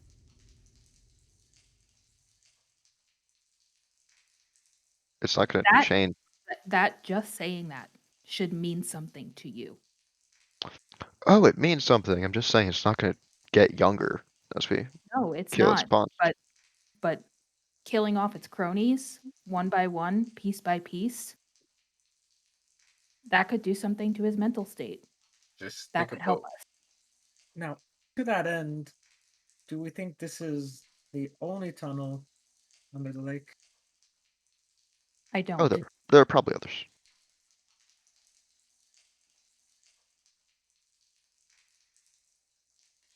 I mean, again, I'm not saying that we shouldn't kill hold on one commanders. second. Israel, were you going somewhere with that? Well, the forts are also under the commander's control, right? Mhm. Mm-hmm. Judging by the map, they're close to the lake, so perhaps they're also connected. And there could be a back way through. Well, yeah, they probably are, but again, They we've have been ways of accessing Grugash that we don't know about yet. well, Theron did mention that Lady Thurlia had a chamber or a Mm-hmm. corridor of some sorts that she had access to Grugash's lair from And that her. she was the one that would go. She was the Exactly. only one that would go. So there's possibly a way there, most likely another way in the north, um, that we won't that we don't know about. But if we search through these catacombs, we could possibly find another pathway. That's what I was thinking. I was thinking we could make it to the north or south. I don't know. Again, I'm fine killing the commanders. That was the original plan to begin with. I'm just saying, last time we killed one of Grugash's commanders, he came in a violent rage and we almost died. If Well, we that'd be could have even a way to, better well, if we can kill the commander, right, and then he comes out of his lair. We don't have to fight him in his lair. well, if we do Here's this, we the don't have to. We problem. can fight. I mean, if we go in now, we don't have to fight him after fighting a commander. I mean, the commanders are already somewhat difficult. I mean, I don't want to fight a an ancient dragon, just after fighting a commander. I mean, Well, your logic from before still stands. Fights don't usually last that long. well, I mean, yeah, he won't come while we're fighting, but afterwards, do we think we can evacuate fast enough without Magello to avoid him? Do you think we can? I mean, it's a dragon; it flies much faster than us. We'll still be tired from. No, but I think we can go into these tunnels. How well is he going to be able to pursue us in these tunnels? He could collapse them. If we're in a dire state and we need to dive, deep, back in the tunnels. I mean, he could probably collapse these tunnels without really even. He could probably collapse these tunnels on accident. To be honest, if we actively go in, he could probably just stomp his feet a few times and we'd be crushed. I'd like to also be keeping perception up while we're having this conversation. I just, I think maybe, but that's one, not really structurally sound to build your layer around. If you're gonna have tunnels that you collapse just from accidentally stepping on a Lego, um, and two, I think there's a bunch of theoretical ways we could die here. I think we're just going for what we think is going to give us the best odds. Um, and Again, I I don't think. I mean, other people weigh in, but I'm not sure that diving in there right now is the smartest thing to do. Again, I'm somewhat indifferent. I see your line of arguments. We could end up fighting both of the pawns at the same time if we skip them. But at the same time, this is probably as like refreshed as we're ever going to be. Like I think Joe has cast maybe a single spell. We haven't had any combat of any kind. This is pretty much as prepared as we can get for this fight right now. Right. And So out of character. I don't want to do this fight without Joe. It's Yeah, his dragon. yeah, It's his fight. And I'm getting that now. Well, out of character, it's not even just that. I mean, you just said prepared as we're ever going to be. You have no idea if there's more pieces of the black stone. I mean, you have found, right? So that's what I'm trying to say. Like, it costs us to make that statement. I mean, I don't think you could make that statement. You have no idea what you're going into. Like, you haven't even surveyed the area yet of what this dragon's lair potentially is, or if this even is the lair, right? From just looking at gaming standpoint, right? Like, we found an early entrance into the boss chamber, but are we ready to go into that chamber? I would argue no. Yeah, I mean, I get that argument. The only reason to go in there now would be to see if there was a way to like backdoor into the forts, because forts are generally most fortified at the top, at the bottom. To be honest, I didn't think about the Joe thing at first. Now I'm kind of having to play it out. Because I'm not going to just suddenly stop but I agree with the Joe thing. We probably shouldn't do it without him. But at the same time, I don't think we're going to find another piece of the black stone. Don't worry, come on. I'll entertain us for 3 hours of just using jokes to make fun of Costas until we get You also just told a group of playing rangers that you needed their help. You saw their numbers, and they literally they formed a small encampment in enemy territory. In enemy territory to help you attack a fort. And Costas is like, "No, we're going deep under this lake. We'll never see the light of day." They're gonna. I mean, like, where's your loyalty, guys? It's like. I mean, they can help. I'm just saying that I don't think this is that, really- I think they'd be happy to cover our escape or something. We're gonna go to break. Lucas, I think you're reading the crafting guide too much, because I have an idea of what you're seeing the numbers in your head. You're seeing the loot in your head. You're like, I gotta get it. No, it's okay. Not really. No, I think though, I'm gonna help you. I'm gonna try to help you. I don't try to interview with characters, but Costas, I think your character, to make a statement like we're as prepared as we're ever gonna be is just not an accurate statement. That a character who has a soldier background. Who has a soldier background to potentially go after a creature, go after somebody, for sure. You want to catch him off guard. That's not what I'm saying. Like you can, but there's other ways of catching someone off guard with also understanding, with scouting observations, with reports, with like number movements and stuff. And you cannot leave anything to chance. Like this moment might be your last moment. You will not come back from this if you do not succeed. Again, I kind of did say it, and I was like, well, I'm not going to stop right there, and I kind of followed through. I do agree we could. It's just I don't think we're going to find another piece of the Blackstone reasonably. We only have 3 days of support from the Rangers, where we said it's kind of our prediction said it's kind of far off. Yeah, but you don't know that. Like you're not in. So to be finalized and say this is our best opportunity, you could just say like I don't believe we're going to find the stone. I think that I don't believe that's going to happen. I think that if we're going to take out, if this really is the dragon's lair, I think if we're going to take this dragon out, we need to do it now. That is your personal opinion, right? That's not really based on your experiences. You're just going to fly high there. So, if that's what your character feels, if that's what you want to role play, I can see it in that perspective. Being young and saying, "Hey, like I've never fought a dragon before," right? This might be the best opportunity to come at it and attack it. I could see that, but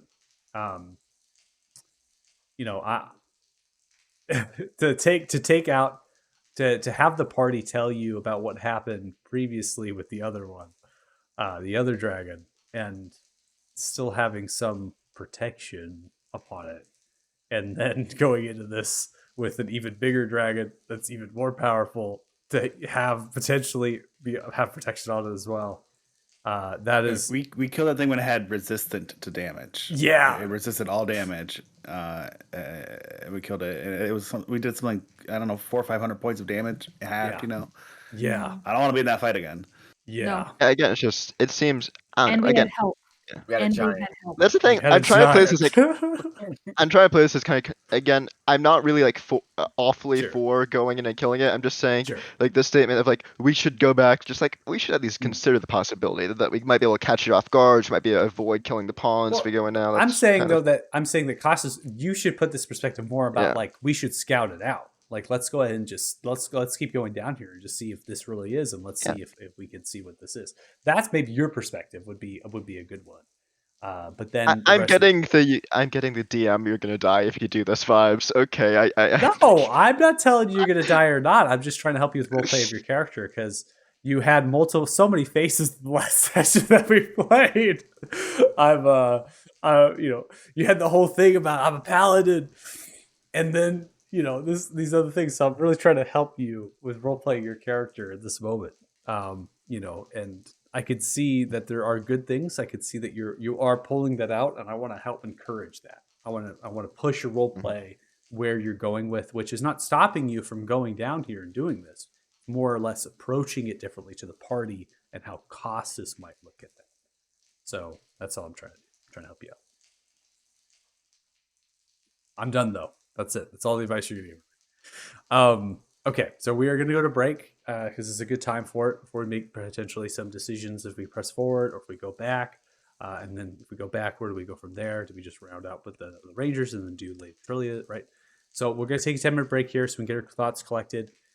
Use a stream, get some drinks. So 6:35 p.m. PST around there is when we get back. If you're watching the stream, thanks so much. We really appreciate it for the Wayward ones. And hopefully you join us for the second half here as they go through the marshes of Veiling. So see you in a bit. Bye.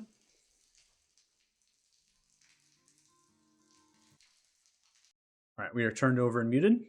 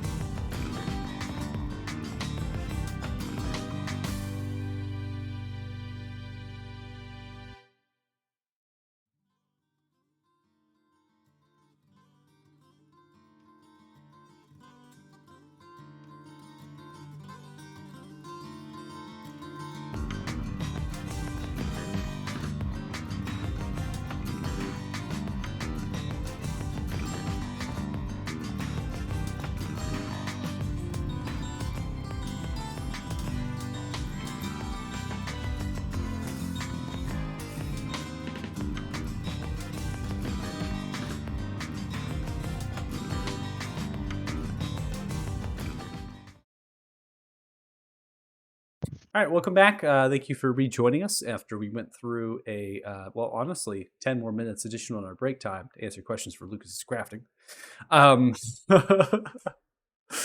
We are currently in the tunnel of some place underneath Crepple Lake. We've head eastward from Sultoric Treasury there, underneath the historic ruined Sultoric Tower. We have the drips of the acid that's neutralizing around us, the flora, the vines writhing and moving. We are faced with the question of, do we continue forward or do we not? Oh, you all are underneath here, grouped together. You have traveled for a couple hours now, feeling the not fatigue, but feel like you've moved quite enough. What do we do? What are we doing? How do we feel? Again, you should take out the commanders. You should still have other things to do. We can be more prepared, Costas. I respect your eagerness to get this through, but we have other things we have to do before that. Well, yes, I understand. Yeah, just willing to pose the possibility that we might be able to catch it off guard now. But yeah. It's good. Keep coming up with ideas. Like to see you thinking. So should we try to double back, see the other corridors, or try to head out of here completely? Do we want to potentially scout a little further and see if there's any corridors leading north or south? We could.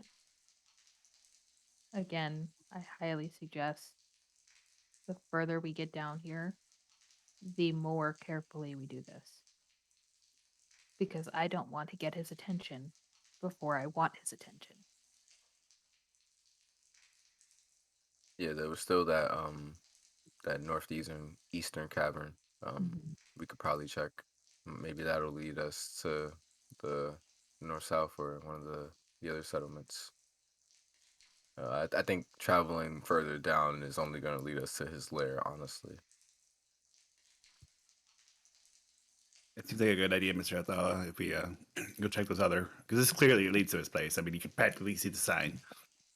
Oh, also look, there's notice. There's a change on flanking rules in Etheria. Oh. I wonder if these vines are edible. I'm not saying we should eat So, them. anyways, Go ahead and try. No, I'm just wondering, like, has the acid made them, like, has seeped in and made them poisonous or something? Right. No, I'm not very interested in that. Just thought I said that. Don't think of anything. Nothing else. did you just see Michael drink?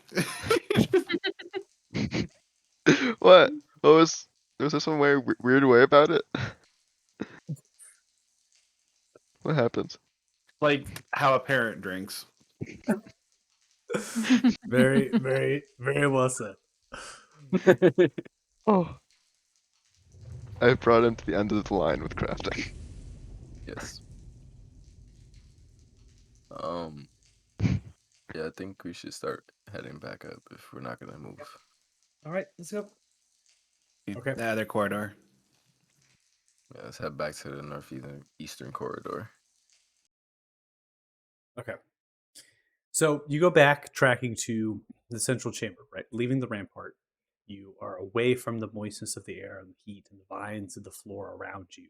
You work up the spiralized staircase, backtracking south and then east into the central chamber. Then you go in that north, find the T-junction, and get into the northeast corridor. The northeast corridor is going to take you roughly 30 feet in diagonal, end on the junction itself, with the western corridor from there paved in and destroyed, the south continuing. You head south. The vaults here seemingly cleared. The doors are open along the left and the right hand sides.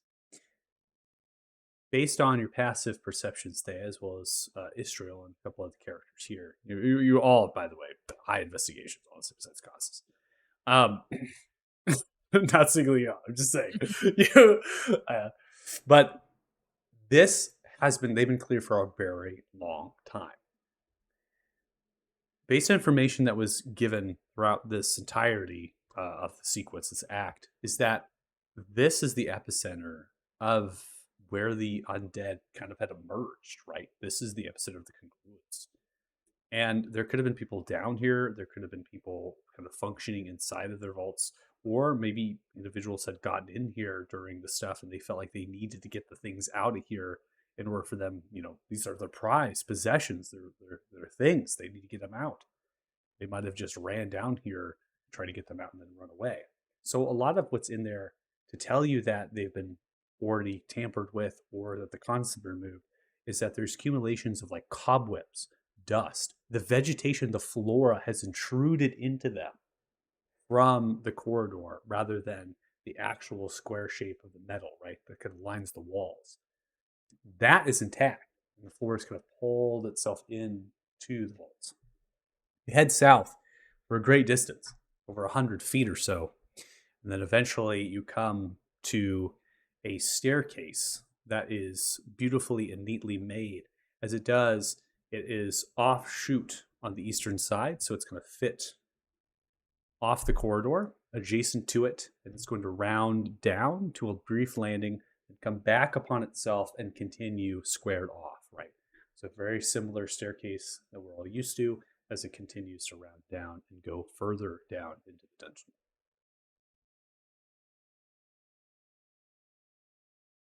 Beyond that, the corridor has been destroyed.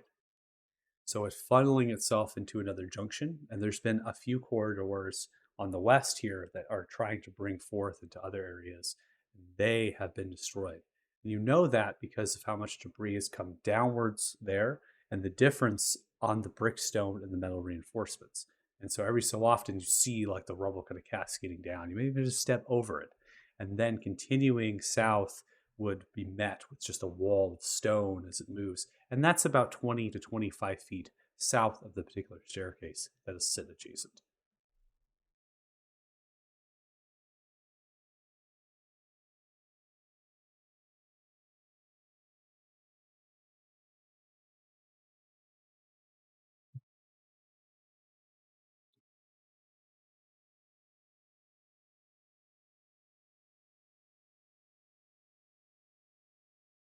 You go down?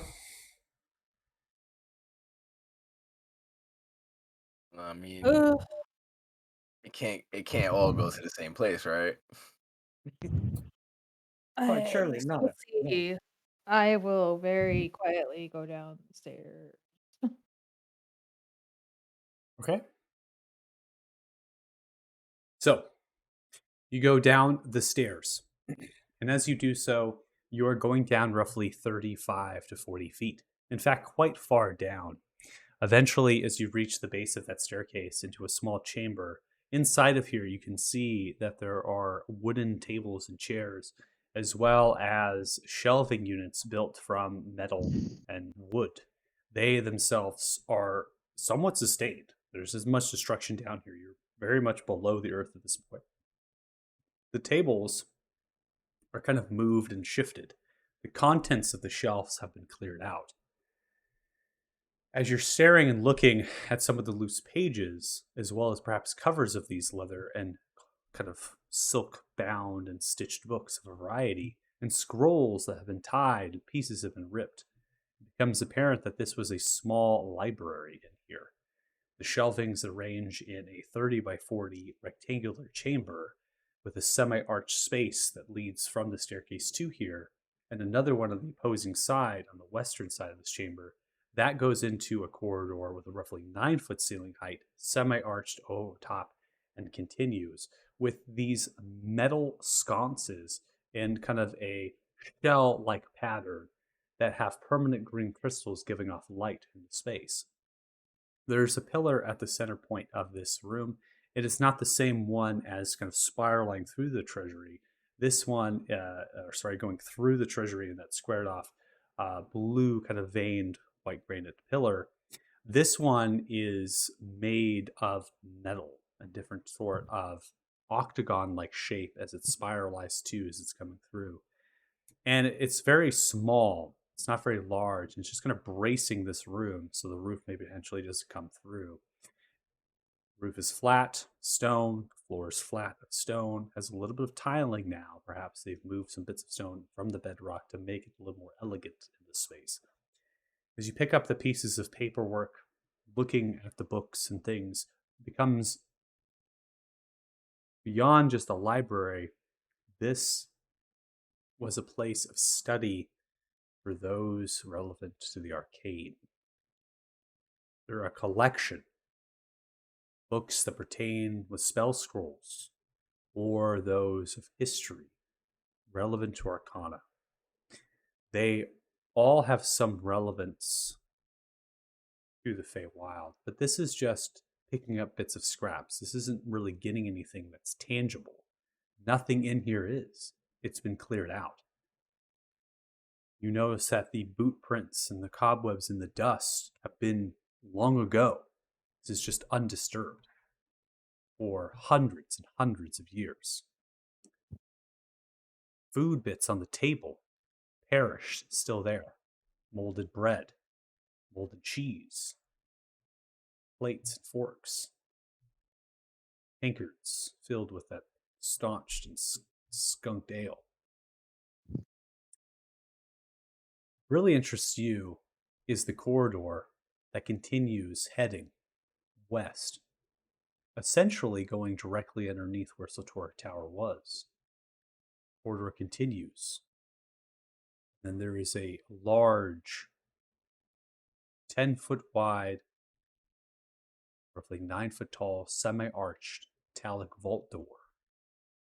Sylvan runes and a pattern of 6.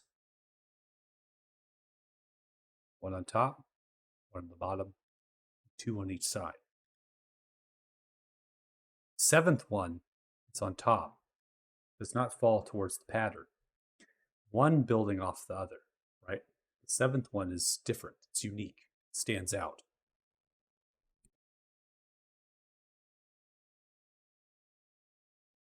This is farther away than you currently are. You have to go across the room and then all the way down that corridor. 90 to 100 feet from your current position.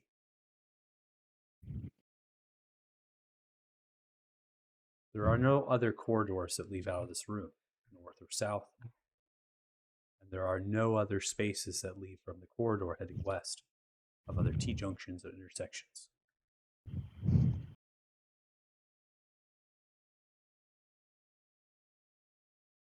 I'll do.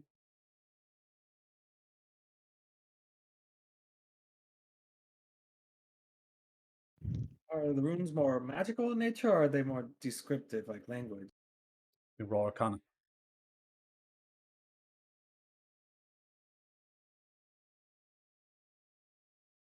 Mm. 26.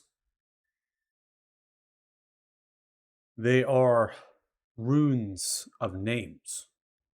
The names themselves are magical. They are the names of the Morsatra, each with connection to the other, the language of Sylvan as they are wrote. They are not the specific names that are given to them by themselves, but rather the names that they are born with in their cycle, the true names. One that is unique at the top is the one Soltoric, one who created the tower, formed the treasury. And as such, like the other vaults, that particular vault is the vault of Soltoric. Family surnames sit above.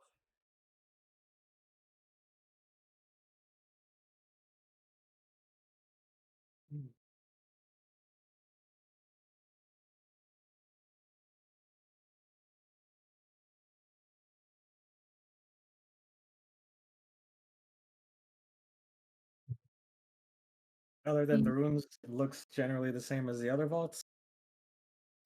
Correct.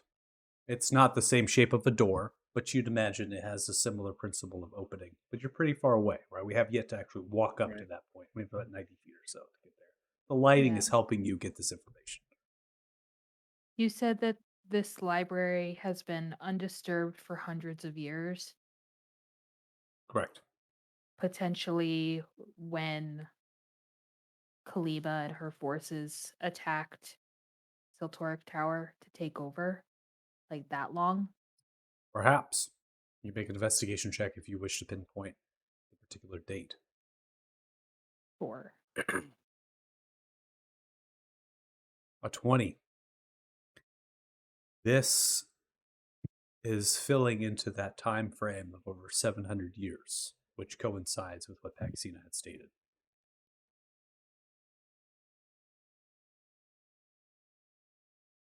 And does it seem that the things that were removed from this room was done rapidly as it looted or carefully moved? Obviously, probably not carefully because there's scraps left behind. Exactly. To the Yeah. point that you, And yeah, you food. figured it out yourself. Yeah, this Yeah, is thinking about it. this is a yeah, this happened during an attack and then everything was taken. And just for visual, how big is the library? Like the shelves and everything? Is it? So the room is 30 by 40. It's Mhm. 40 feet. It's 40 feet from west to east and it's 30 feet from north to south. The ceiling height here, as they stated, was about 9 feet. The semi-arched encompasses through the corridors, right, and through the entry from the staircases, it lands down and then to the space. So it's a decent room, right? It's quite large, but I note it as a small library because if you've been to a library, been to a place of study and things, they can get really massive to hold all the text and things. From that information, Thal, you know that these would be specialized books, specialized texts. And from the fragments in your Arcana passively as well as your investigation, that leads to specific things that they wanted to store here. They wild spells, precious things.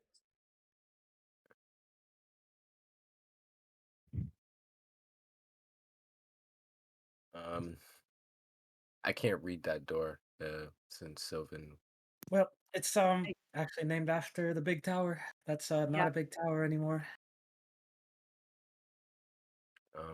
Seems like a family vault.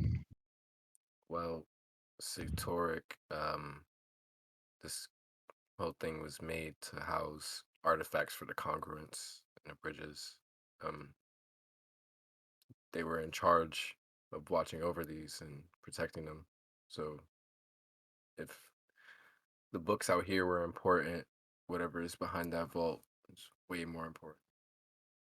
Um, going off of that, down that corridor,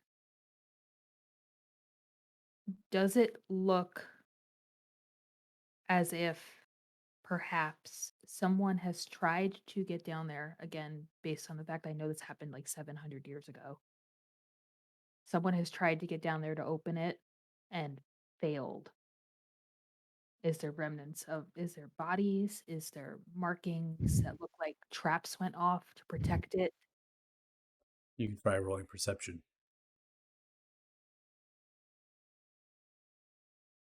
Nope. I'll chrono shift it. Close enough.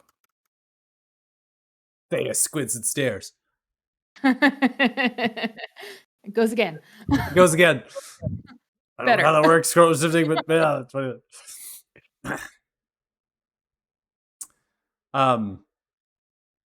There are no bodies. There is nothing that you can see in terms of the walls of the bricked stone that has the metal reinforcements. But as you stare and you look, it becomes apparent to you that the corridor is filled with ash, tiny little particles every so often. Lingers and sits. You stare off into the walls, looking from left to right. Corridor, as it spans, roughly 50 feet, towards that vault door. Every 10 feet of which has a particular groove in the metal that's inlaid.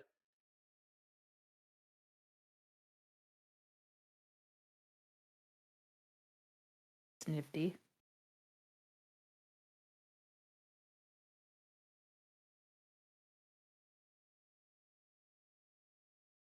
I mean, frying them is a good way to protect whatever's in there. Yeah, looks like a furnace. Are we still gonna try to? Thea very slowly turns around, looking at Costas with an eyebrow up. You see that? That dust? That was people. Probably. No, it was. Okay. Are there any safe spots along the way? Perhaps if you were able to avoid stepping on anything? I'm With kind of your wondering if I want to try to trigger it to see how it works. oh, I could send. No, I'm not gonna do that. Gaston? Yeah, they're already. Wait, actually, could I? I don't think he'd appreciate that. you're gonna summon a steed. No, that's the steeds are already pretty close to going on strike. I'm not summoning one into flames. Gonna report you to HR? Yeah, Mhm. or HR. We got I a don't. 2319. I don't want to see what a horse union looks like. So Horse Union.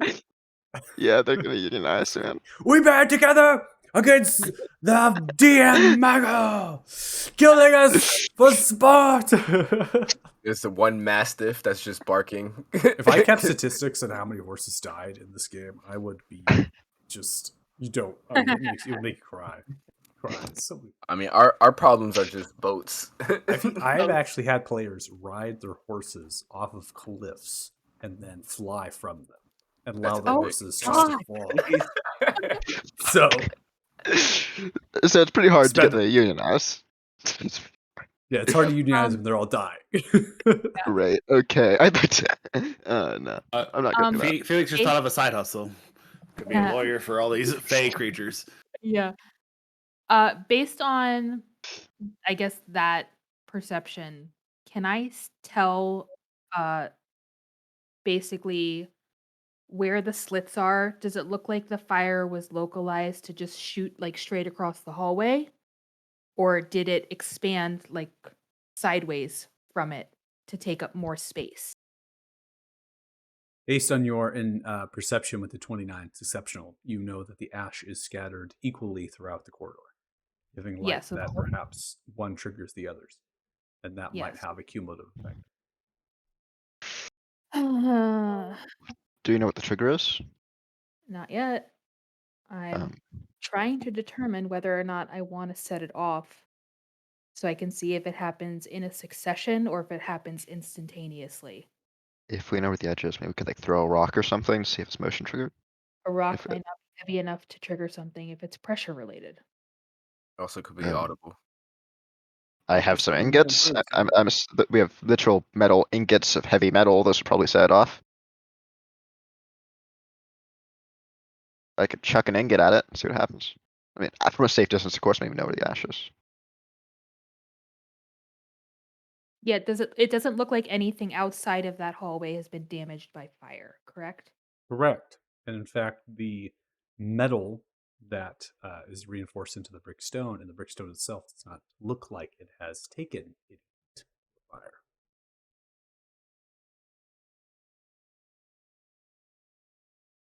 I.e., there's no scorch marks. So I'm gonna chuck an ingot at it. I'm I like, am backing up. I'm gonna, from a safe distance, well out of the ashes range, like Sure. at least 30, 40 feet, I'm gonna try to chuck Far. an ingot down the hallway. Okay, so you're going to throw a massive ingot 30 and 40 feet. Make a strength check. Okay. I That want to makes be observing to see if it is pressure related, if movement, something Um, passes. Sure. You have 20 in perception. We're keeping Yeah. with that. So yeah, Okay. just ability check for strength. 14. It's not sure. Get it into a shot put position. You do a couple spins. You throw it out, and it's. I mean, we're talking 40 feet. You're literally across towards the staircase. You're throwing it across. You know how far an actual improvised thrown weapon goes? Like its max range. What do How you far? think? What do you think? I guess. 40 feet. You think Say, it's you think it's 40 feet? Fine, 30. dagger or less. So, as you throw it, it begins to skirt. You just barely get it past 40 feet, then begins to slide. The first metal, right, that's grooved, which we're now referring to as a trap, Mhm. that is just at the beginning of where the corridor forms. That lands, I think it lands on the ground and then skirts past that point. Large clank. And nothing happens.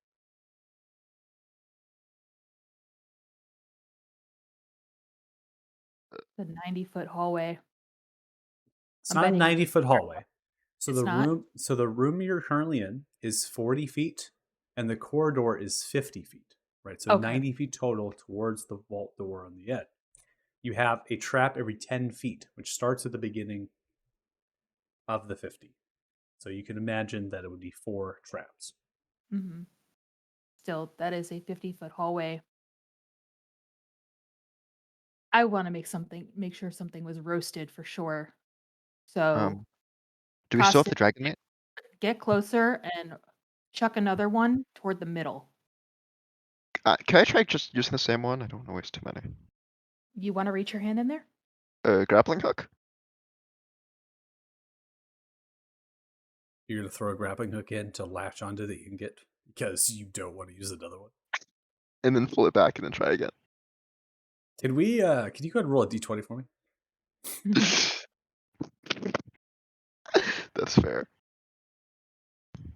I'm doing this with a grappling hook distance, not too close. What alignment are you? My alignment? Yeah. I think it's lawful good, but I need to check. I didn't write that. Where did I put that? Oh yeah, lawful good. Lawful good. Gotcha. So, take the grappling hook and you go to throw it. Please make a flat dexterity check.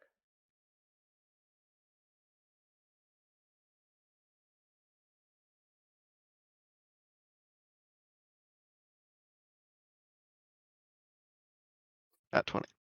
Okay. Throw the grappling hook. As it does, it lands right behind the ingot. You begin to pull it, sliding it against the stone, and you pull it out of range into the library. You pick up the ingot, tying up your grappling hook. Nothing's happened. Did I feel anything weird? I would have told you if you did. You didn't feel anything weird. Oh, no. Throw it in the middle. Okay, so I was 40 feet last time. Oh, I don't like this. Would someone want to help me with the throw? Like, maybe How far is that in the hallway? Just it doesn't burn outside of the hallway. Just get closer. Fine, okay. 20 feet from the hallway. Oh Okay. God, So I'm gonna shove him. you're in the middle of the library. You shove him I'm forward, shoving him closer. shoving him closer. Oh, Costas, do you fine. resist? No, fine. I'm going forward. Okay, I'm not going go. into the hallway, but I'll be 3 feet from the hallway. 3 feet from it. You can Okay, see 5. I did not see 5 that. feet.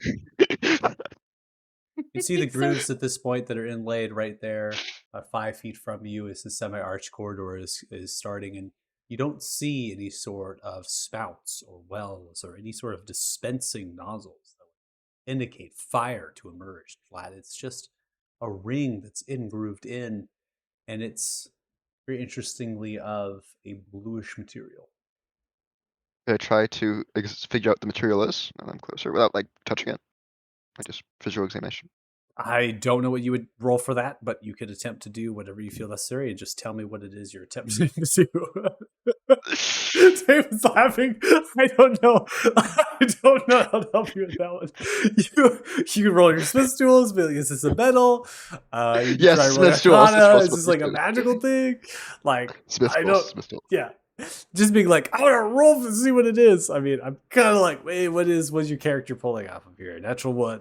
that adds up. Give it, then I'll take it. Yeah, you don't know what it is. It's blue. I know that. It's a darkish blue. Okay. Mm. I'm gonna try to do a little bit of a spin, like not the like standard shot perform like that, but like a little bit of a spin around, then use the momentum to throw it, and then the moment I throw it, I'm gonna try to like back away from the hallway. Mm. You So know? getting the further, okay, we could just fast track this. You throw the ingot further, and nothing happens. I don't think it is pressure activated. feel like just trying something if this is the case. Yeah, please, something else. Please do it.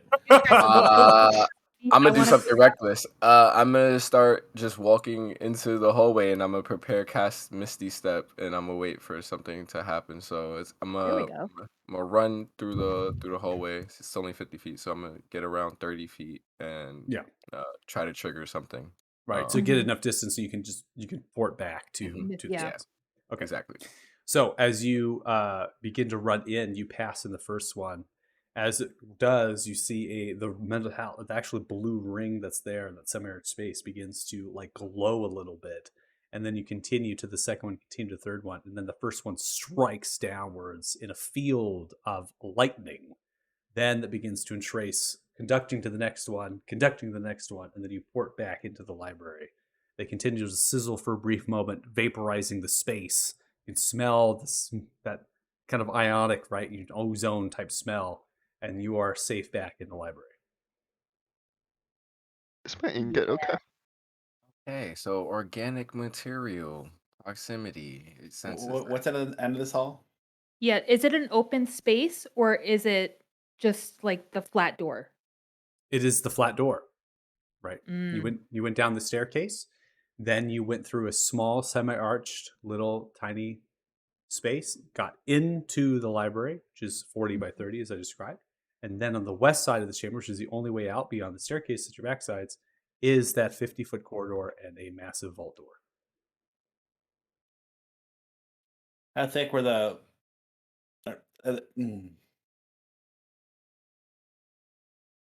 How thick were the vaults that we've gone through?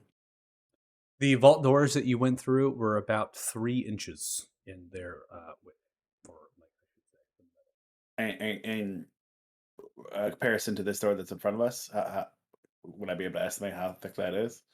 You can estimate it. You can estimate stuff similar designs, just not circular, right? So you're getting the same idea that it could be the same. And there's no like handles or switches. It looked like a tumbler lock again. From your distance and position, you can see that it is a tumbler lock in the center of it. Yes. All right, I'll pass my flask over to Athala and be like, "Hold this, please." And I'm going to dimension door to the other side of the vault door. Okay. But you dimension dooring with anybody in particular, or just yourself? Just myself. Okay. So, Felix, I as you can't look, carry anybody's. I'm smaller than everybody else. So I can't carry anybody else with me. yeah, I figured. So, dimension door, you go through at kind of predicting the space as you do. You come into a circular room that has a radius of 20 feet. The vault door at your backside has the same 6 levers as the other vault doors. There are a very interesting space here it's almost like a domed type room where the walls are kind of coming to, and that same pillar that's extended down from the rest of the tower as it comes through here is now hovering and vibrating over a large bluish spherical kind of blue and like pink lightning, right? As it's kind of sparkling and moving from a radius of maybe about a foot and a half. And that's at the center of a staircase that goes up about 3.5 to 4 feet. And that wraps around, right? That wraps around and that sits there. And it seems to be supporting the pillar in a way. The pillar's not touching the ground or anything. Your attention focus is around what is the rest of the room. You look to the left, you look to the right. There is amplitude of space here for a great many things. And there are numerous work benches with crystal orbs or scrying. It seems that there is vivid imagery inside of them. Enchanting tables, different powders, and reagents. There is other sorts of blueprints and things of making magical devices. On the walls of this dome, there is a cloud star-like effect, little bits of dazzling lights. The ceiling itself is kind of working itself down, and that is creating a vivid imagery of constellations, galaxies, and it's also creating light in the space, in addition to the orb at the center of that. As you look underneath the orb, there is a staff, and the staff is being hit by the lightning. And it's unclear to you if the staff is creating the lightning, which is supporting the pillar, or if it's working itself down, right? Which way is it going? Regardless of that, the staff is in a hovered position at the same time as the orb itself and then the pillar above it. That's extending through the dome ceiling, only about 12 feet. Nothing in this room has been cleared out. Nothing has been touched. And as you're standing there, you can feel a finger at the back left of your shoulder.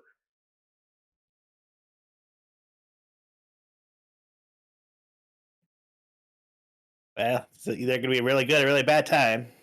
Kind of slowly turn around and look. Turn around and look, and you see an elder Eladrin elf with auburn eyes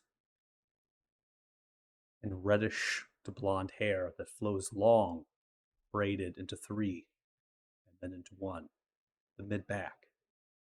They have a green and auburn robe that flows with a mantle, breasts purple. They carry each the same symbols you could see on the door. At the back of the mantle is Satorg, the main one above. They look upon you with their eyes, and they just stare at you.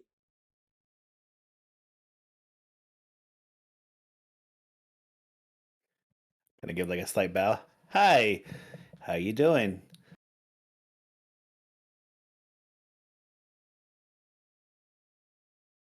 Looks back at the door, turns back to you. Hello. Who are you? Oh, Felix Fennicus at your service. Felix Fennicus. I'm sorry, I did not catch your name. My name, by birth, is Satorg. Oh, like the Citadel.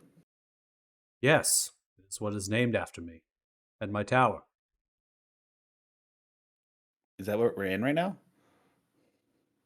What was left of it, yes.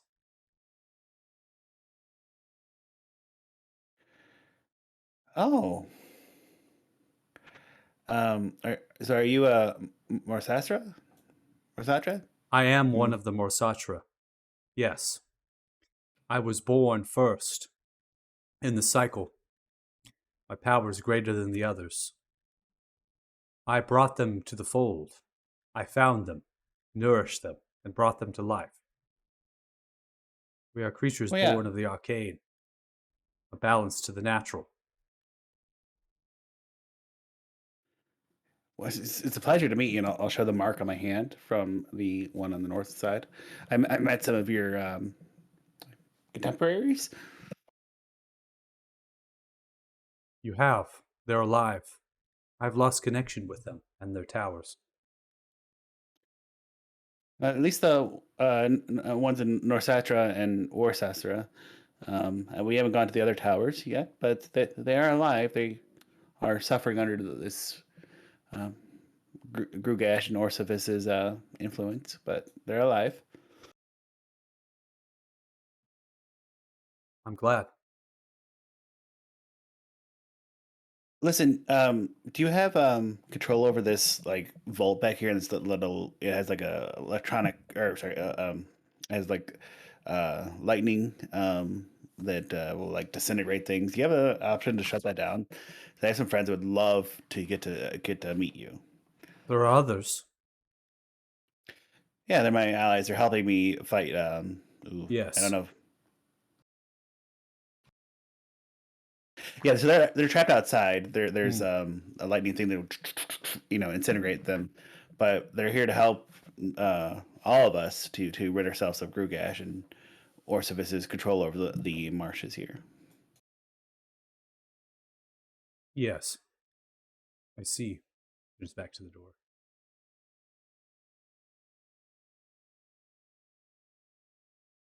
Turns back to you.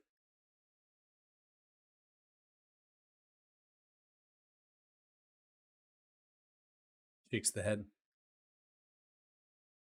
Turns back. Looks towards the door. Move the hand as the levers collapse. Steam releases. Vault door slowly begins to come in, flanking the entire way. As it opens, you all can see them now at the end of the corridor, inside of the same room. You see the lighting of that purple as it's cracking and moving, the staff underneath it. It motions the hand from left to right, looking at the corridor, whispering in Sylvan. Each time,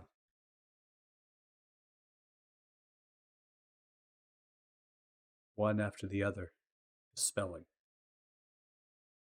perhaps turning off.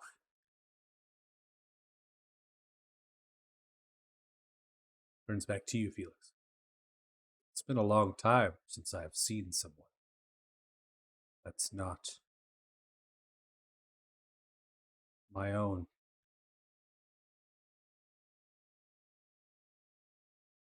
It's a pleasure to meet you. I love meeting new people, and um, I'm sure you got a wealth of experience under your belt.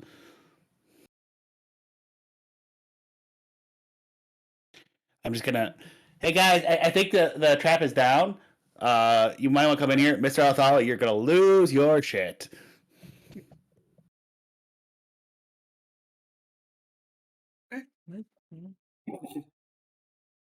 Is that okay? I'm sorry. This is your place. I totally invited them in. That might be rude.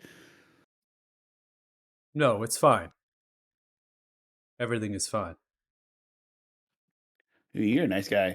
He's got my flask. I would offer you a drink, but Mr. Althala will bring my flask so you can have a drink if you want. Oh yeah, here, Felix. What is this?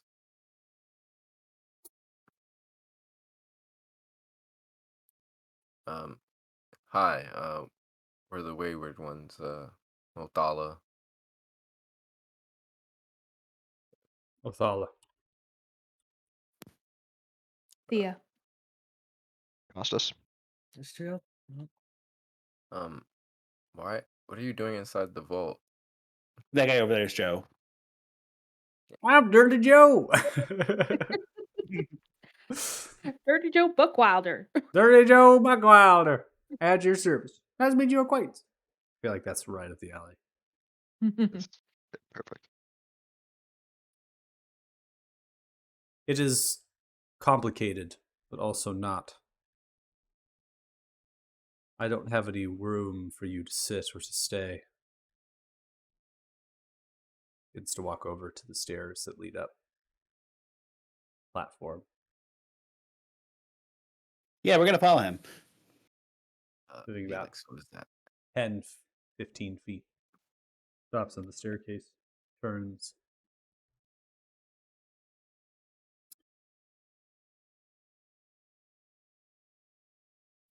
What do you know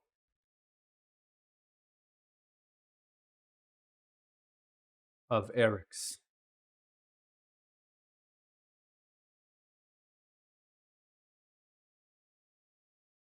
Did that ring a bell to any of us? Could you describe Eric's?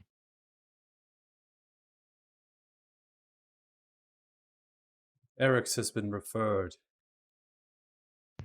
as the epicenter of creation. It is a wealth of unlimited power. It has been described as a place that gave birth to the spindle.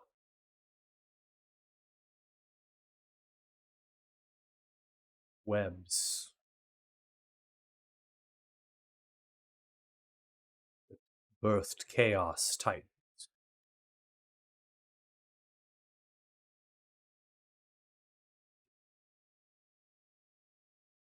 The Tower of Sotoric, my tower, is not a creation of myself like the others. I did not breed it. I bred this. Motions to the spherical orb of energy.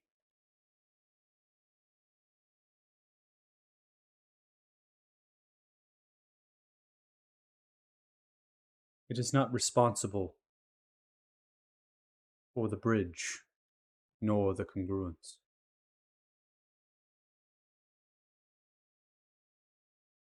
But it was of want to Orcivis.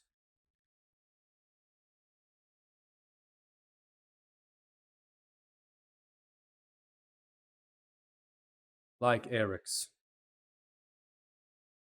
this is my wealth, my conduit of power.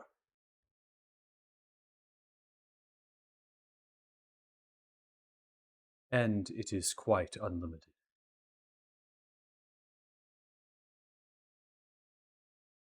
It is from the Feywild. It helped power many of our research, many of our studies. It was fundamental to the pillars of our people.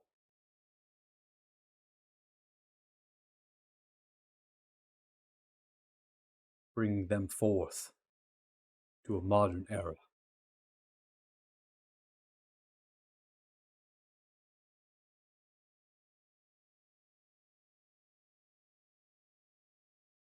Feywild is not home to many, especially lesser deities, that wish to claim the peaceful balance of nature.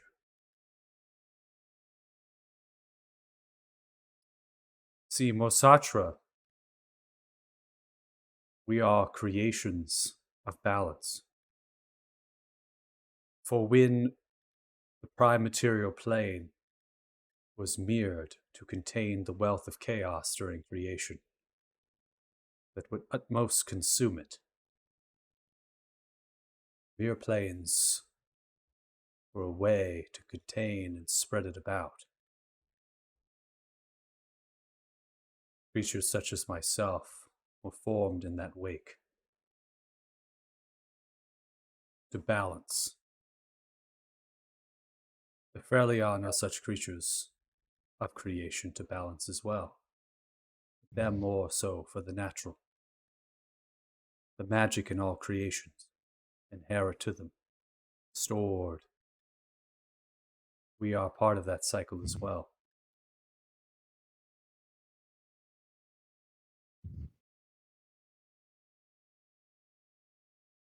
I protect this, and it has been sealed and protected against all that which Orcivis has sent.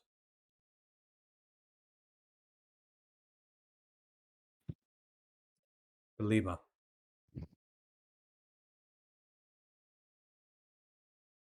Some unknown abilities.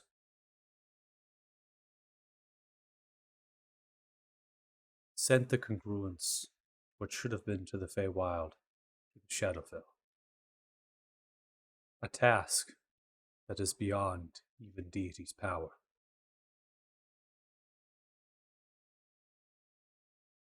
It used this. Funnel its magic. It cannot be destroyed. It can only be harnessed. To the Feywild it must return.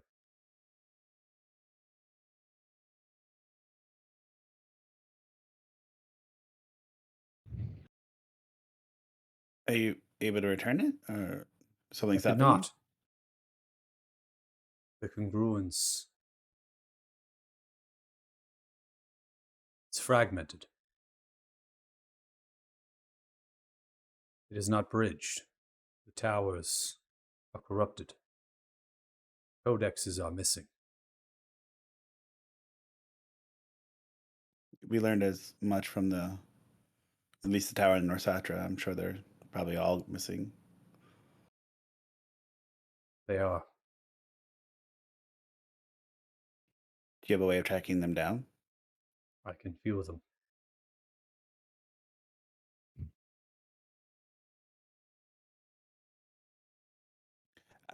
We're a little involved at the moment, but if we're able to get rid of Grugash, there might be an ability for us to track them down if you can guide us. I mean, I don't want to speak for everybody else here, but I hate seeing everybody trapped. You know, Oh yes, one less bridge to the Shadowfell is always a good thing. Are all of the codexes in the same location? They are. They are I'm held going to look underneath at his Crepple Lake. trail.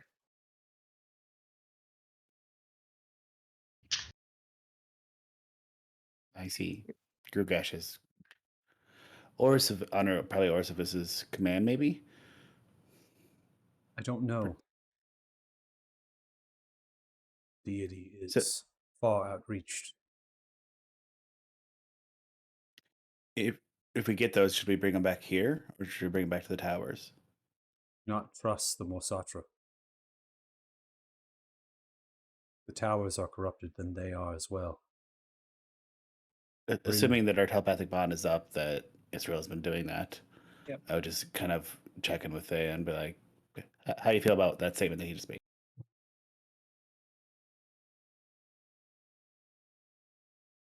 I mean, I personally don't trust them. And that first one told us she was corrupted. Why do you why do you say not to trust them? Towers are corrupted by Orsivis. Morsatra along with it. They are creatures born of the arcane. Orsivis' power is tormenting and controlling mind. No one can survive that. He uses the power of others. Not that they themselves are powerful. They are lesser deity. They helped form the Shadowfell. Yes, they saved the prime material plane, but they have done much over the eternity to increase their influence and their power. Whereas the Feywild deities that became lesser only seek to maintain the natural and the balance. That is why I brought this here. Spare and save it from the Feywild deities that would quench it. They do not understand that it is necessary. Everything is in perfect balance and harmony. Like Orsivis, they too do not understand. They go too far with their reach. So if we were able to recover the codexes, what would you do with them?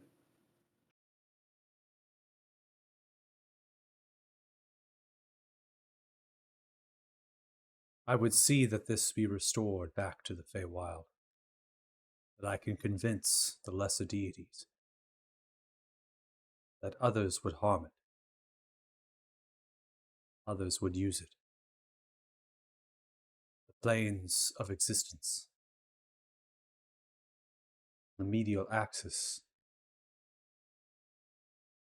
should be spared.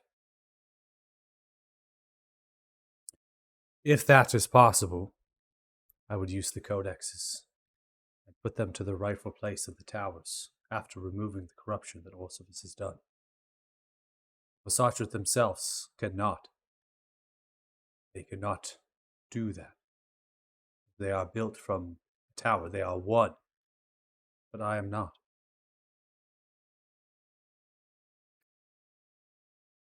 I'm going to throw, maybe a curveball here. I'm not sure. How familiar are you with the idea of multiple time-space realities? I am very familiar. Okay, so we're from another time-space reality, and if we did help this, is that like universal to those other phases, or does it just affect this one?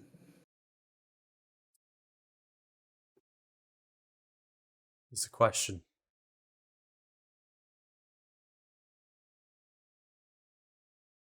There is a moment in time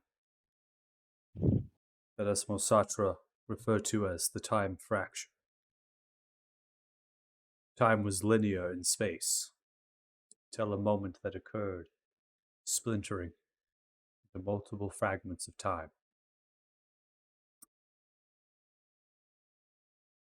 I do not believe that your help would fix other times. Those decisions have been made.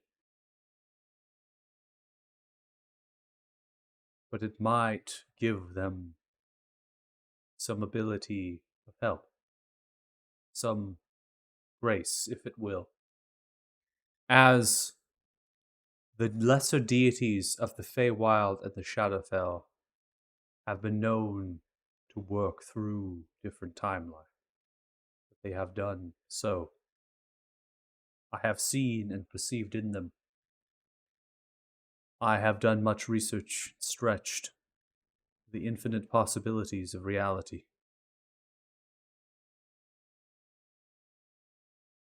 This world is met for death and disaster. Throughout the countless times I have seen, even with the work we have done here, this world will be consumed. I do not know when. I do not know how.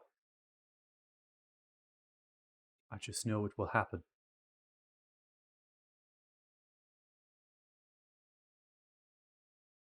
As in another severance.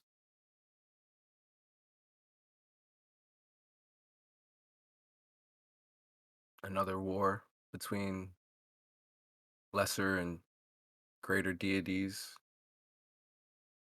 All chaos to run rampant. That is what I wish to avoid. That is the work that I do. Bring balance so that it does not happen.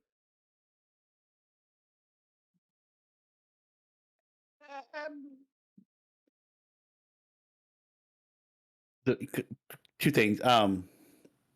If you know it's going to happen, then why are you working at all? Like, it's inevitable that the world's going to end.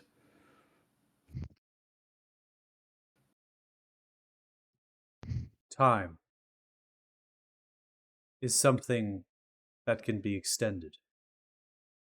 You do not know when or how it will happen, then perhaps it will not happen for eternity. The end of the cusp of life is when it will, and our memories have long faded. Fair enough. I been living my life in borrowed time all my life, so I can work with that. Just one other random question I got, and then is it possible for us, I don't know, to return to our original time space? You mentioned a event called the Time Fracture. Was that when we, killed Kalima? No.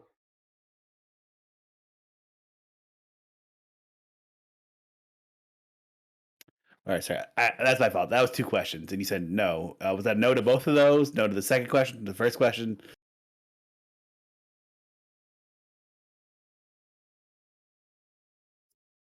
What I can tell you, Felix Fennicus,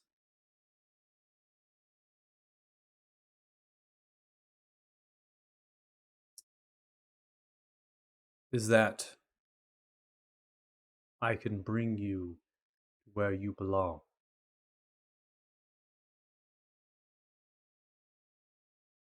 Okay, now I have 2 questions. But only you and your companion.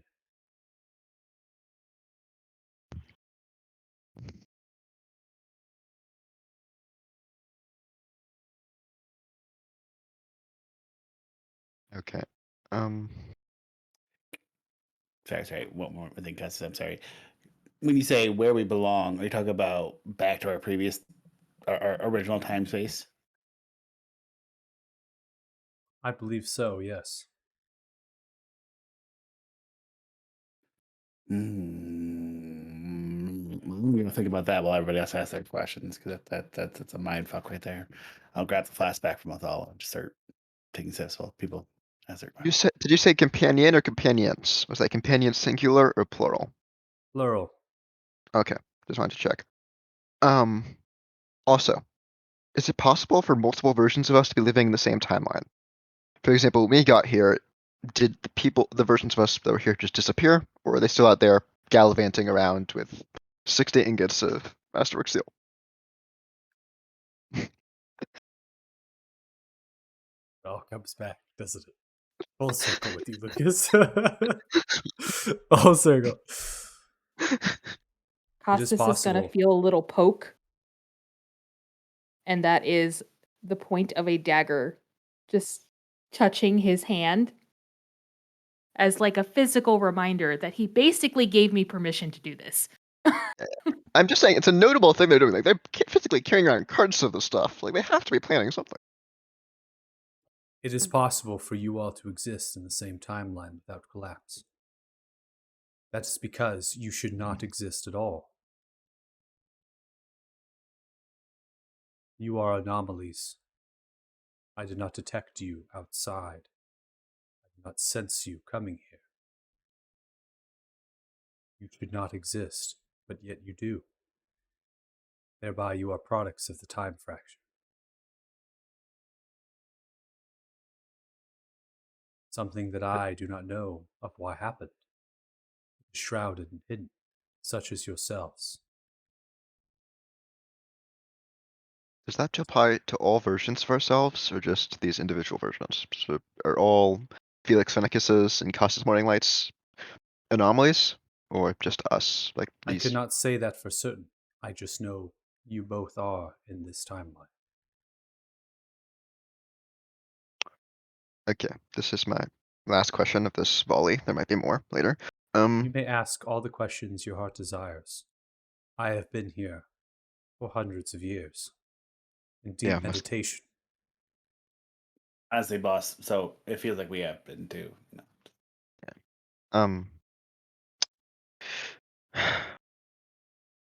Who decides where we belong? It's clear the gods don't control all of this. They're almost as I mean, they're not quite as helpless in this as we are, but they seem quite helpless in this situation. Magello, this weird wizard guy, is just teleporting people between timelines and acting like he's always got a carriage to catch in 10 minutes. You said yourself you can't tell us certain things. There's clearly there's something going on. You said you can't tell us specific things, so there's clearly some kind of rule about that. Magello seems equally tight-lipped. It seemed like anytime we asked him about this, he was trying to escape the conversation. He can't stay here very long. Is there some kind of set of laws that governs time space that even the deities cannot interfere with, or maybe some thing above that? Deities are held to the order of Eric. They are, or once were, chaos titans, consuming and feasting, till intelligence and order was brought amongst them. They work in their own manner, still increasing their influence, still gaining power, as they have done always. We are all creations. We are all products of what they have done, and by extension, to increase their power. Time is bound to the creations. We exist within. It does not mean we can't see outside of it, or jump between after the time fracture. If someone was to mastery this, then they themselves must have some control outside of time. There are only creatures that I know of to be able to do that. That is deities. Do you know the name Damodar? I do not know the name Damodar, except for what is spoken in the masses of hordes of monstrous creatures to the far south, claiming themselves as a master of dragons. Yeah, Do you know? he seems to be manipulating these different dragons. I didn't know he Yes. was connected to this law of Eric's. Dragons. They are from one species. They were split into many by prime elementals, assumed control of the prime material plane. They mutated dragons into what you know as today, with unlimited power, exponential growth, through Eric. It is what we believe is where it is, the elemental planes. Safeguarded and kept. Time does not go there, does not function there. Can you clarify? You mean to say that you think that's where Eric's is? It was in the elemental planes? That's correct. That is what we believe. It is a plane that exists outside of time, and much of the cosmos as we know. If there is to be an epicenter of power, it would be there. Could one travel there? It is possible. One Through harness. like the plane shift, or is it or are you talking about something different? A plane shift could get you there, but it requires the ability to move through time as well. Yeah, we got a time wizard here. So perhaps you can figure out the secrets. I have not gone, nor do I wish.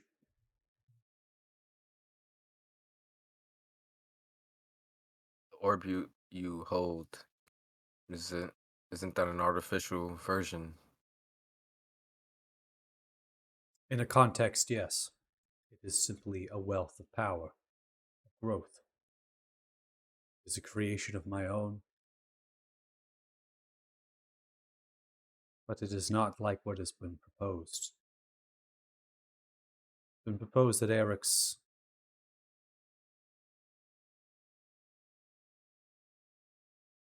it requires planes in the rightful place, in the rightful order. What brought about spillage of the spindle, the funneling of threads, formed the deities, formed the planes. I don't know that. Perhaps the answers for prime elemental. They don't even know as well. Some things simply are.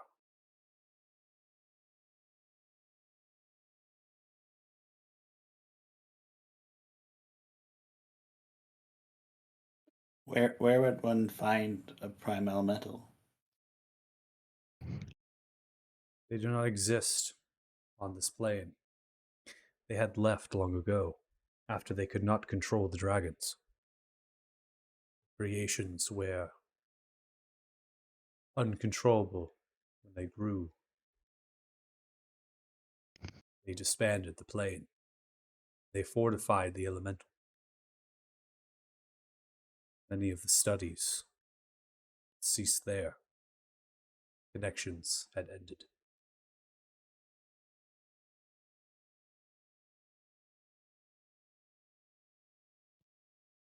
Is there a way I to? guess. Go ahead. Okay. Is there a way you know of to harness the power of creation? Almost, you said like the god deities can exist outside of time. Is there almost a way to simulate that artificially? Hop between time without many consequences. I mean, there'd probably still be consequences. Like There is always consequences. yes, without Actions many of have them. weights.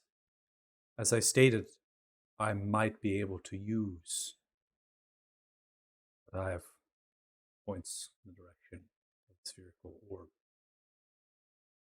Loan of Arix. I might be able to bring you back to your own timeline. There's ways of going between. But for someone to freely do it without a cost or wealth of power, they themselves have to be a creature that I only know one of, deity. Well, that's exactly what I'm saying. Is there Sorry, can you like specify what creature you know? Deities exist outside of time, has been predicted by Orsivis and others. For the Feywild deities and their need to preserve balance, they overstep, because they see across time what could happen, but they don't live it. Which is why Mosatra were created. What we are to remind deities of the Feywild that arcane is needed. That removing it is what they expected to do when they mirrored the planes, and what they did do is not need to go over, to continue doing it. you say you were created for a purpose? Who determined that purpose? I mean, you're created to keep deities in check, almost. So a very powerful Yes. force must. A very powerful force must have created you. Was that? We believe we were created by the deity of order. Which one? They have no name besides a title. They do not exist to cause any influence. They preserve their power only to restore the order when it is necessary.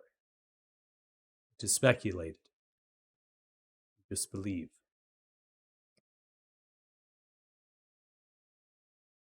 Every deity is out to increase their own influence, and deities are of creation. We too needed to be created, but of a deity without increasing their influence. Strange.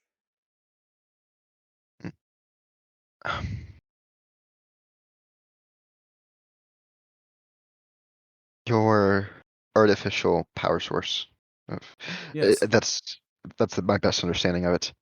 How did you make it? It seems to be incredibly powerful. And like, why do you think I could not just simply leave this place and fight? I gave my wealth into this.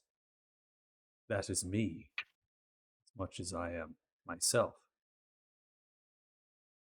so by sending us through time, would you be expending a piece of yourself? Yes.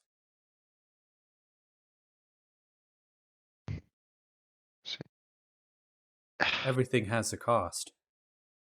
This might resemble that of how I based Eric's to be, but it is not. There is still a cost.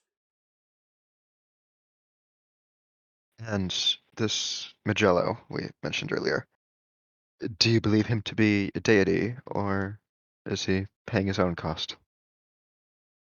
If you could opine to that. I don't know. Like I had said, I only know that creatures,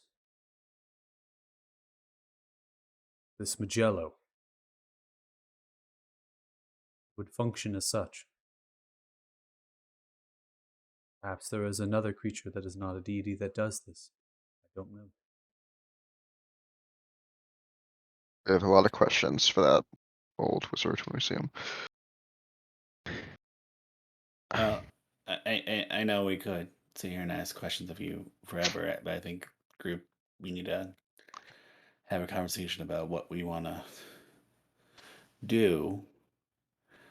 Just to sum up, a choice I think we have before us is: do we stay here and fix this timeline, or try to return back to ours and fix that one? I don't think we can do both. If we were to leave, I think we can pass all the information that we have onto our other selves to come back here, but I'm not sure. Is And this I think, is this a question among us or for yeah, this? to the group. My question is, if we are returned to our actual timeline, are we returned to the moment we left? I think we should keep moving forwards, whatever direction that may be. We are in a big game of chess far larger than ourselves. And right now, we are in this timeline. Let's try to fix what we can here. Right now, here's the thing. Right now, this is our best shot at going through timelines. This, and even then, he needs to expend part of himself to send us across timelines. Or maybe Magello can do it, but we don't even know if he's paying a price either. Going through timelines seems to be expensive and very. We have no idea. He doesn't even know if that's where we'll end up. He just says it's where we are meant to be. And for all we know, might just get sent back here. We might get sent somewhere completely random that we know nothing about. You don't want to go in my- back into your family though. I have the. I have a family here. It's probably the same people. Well, no, they're not. They're this Casas's family. They're a copy. We don't know what's different here. I suppose that's Well, fair. But even if they're perfectly alive, they're not the same people. we got well into the realm of batshit crazy a long time ago. I don't think we can apply normal logic anymore. There is always time to apply logic. Well, I mean, not. I said normal logic, not logic. We can apply logic, but like, we can't look through this lens of There like is no normal. difference between normal and logic. I mean, like, we can't look at this like we're normal, like people, like haven't jumped through time. This is. If You we have are the normal ability people. to go back to our timeline, I don't know why we wouldn't. I guess the only real consideration is for Thala because you're from a different space, and he might be able to send you back to where you want to go. And Israel, you came to us in this new space. I don't know where you're from.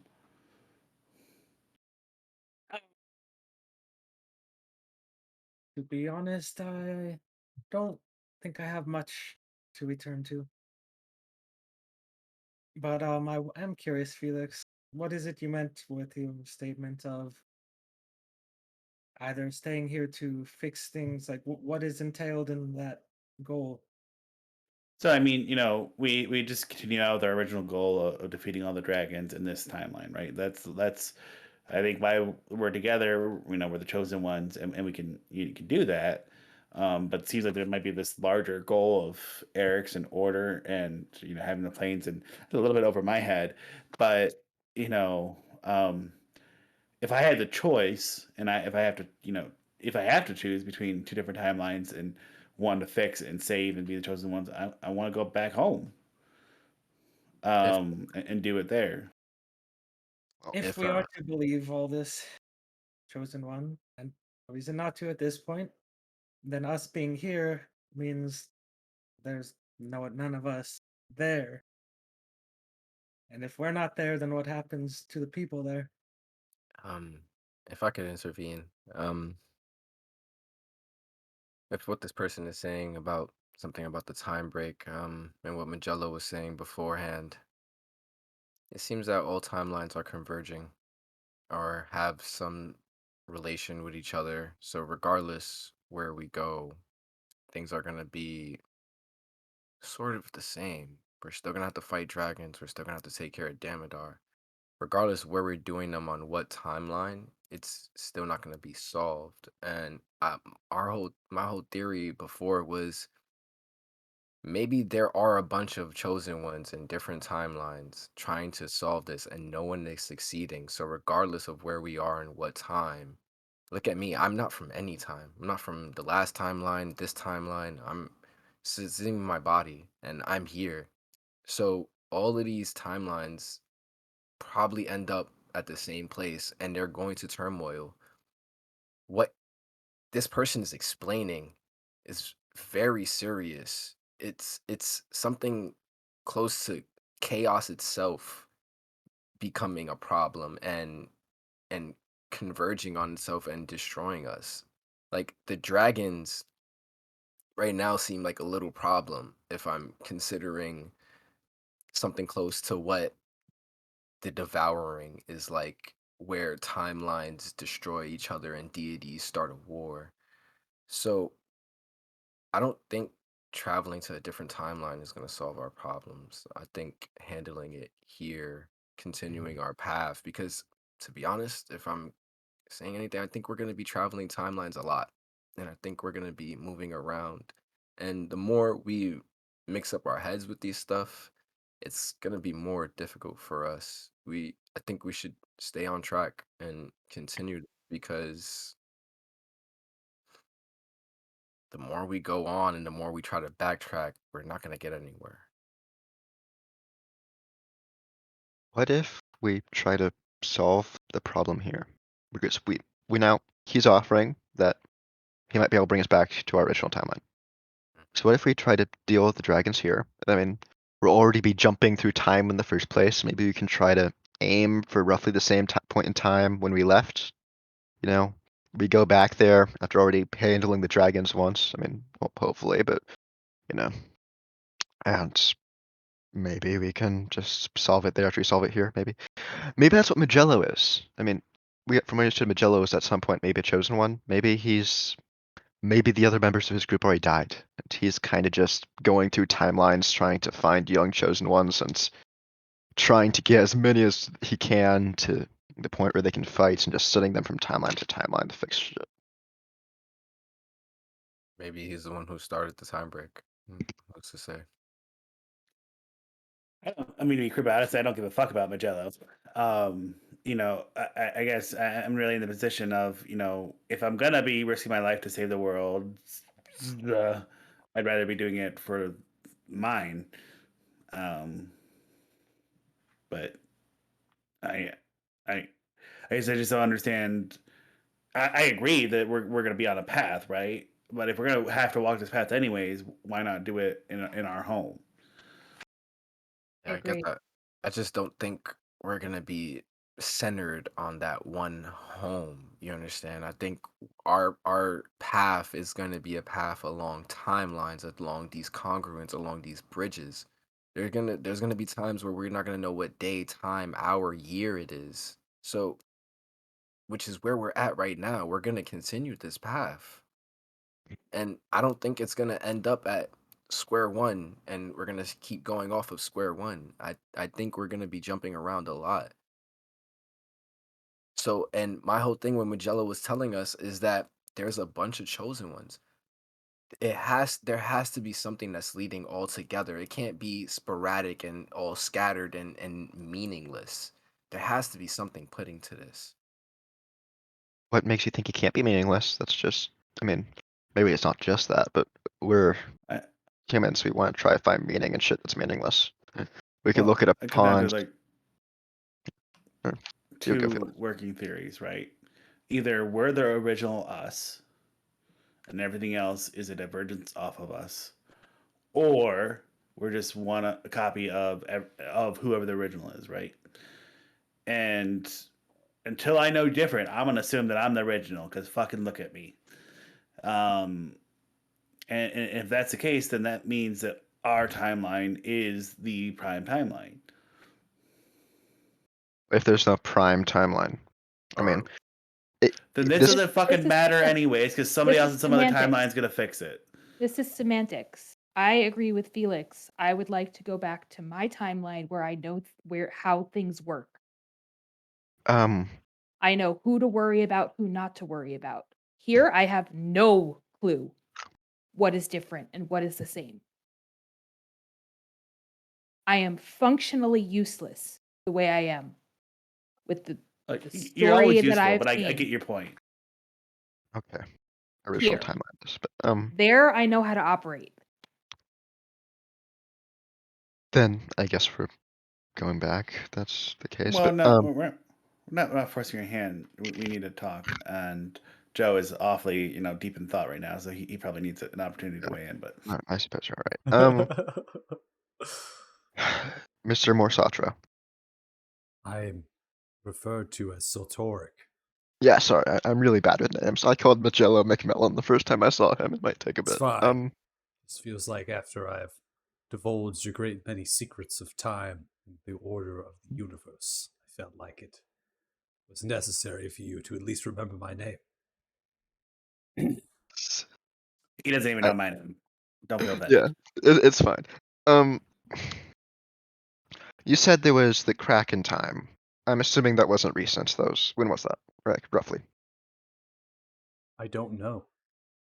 Like you all shrouded, this is shrouded as well. It is not within divination. It only is a point in time that has happened over when time was created in itself. Could have been thousands, maybe even 10 years. Who knows? Then when was the first time you saw an anomaly at the very least? Maybe that'd be useful. First time I saw an anomaly. Like yourselves. Mhm. I have lived for 1200 years. I, on my birth, I did not have a youth. I was no child. I felt them then. There are many like you. They just don't know it. They are not just here, but on the Feywild.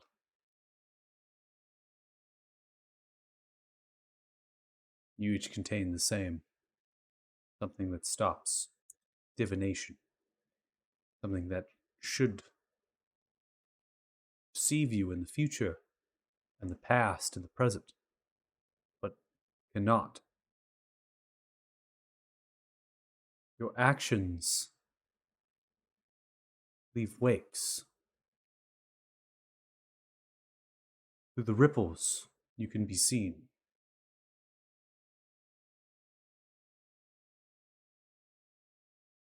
Now that the world has grown,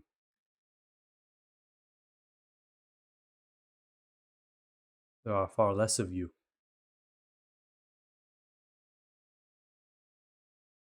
Like lights that dwindle. You know what? I'm gonna agree with Othello. I think this is all coming together. The world broke, clearly, at least a very long time ago. And based on the fact that anomalies seem to be disappearing, it might be putting itself back together. If that's the case, I guess it'll probably average out whatever's going on, you know? 5 worlds Grugash is dead, 2 worlds he's not. Then maybe on average, Grugash is dead more often than not. And that's fuck, this point I'm just fucking spitballing. But it's clear that our actions are gonna have some kind of wave or ripple across multiple timelines. So if it makes you any comfort, if it gives you any comfort, at least if you help this timeline, well, you may not actively do the same thing. Next timeline, you're gonna have some effect. Oh, fuck, this was not the right time to give up on alcohol. It just feels like we're grasping at straws, and maybe I'm not seeing the big picture that you're seeing, Mr. Altala. But it almost feels like wanting to ride the wave, and instead of deciding where we want to swim, and I don't want to ride the wave. I understand that. I I get it will, completely. if I might intervene.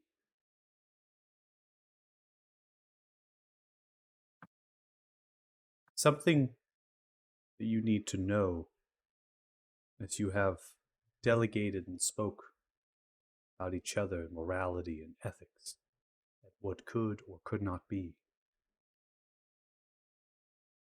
Because I have seen that this world will be consumed,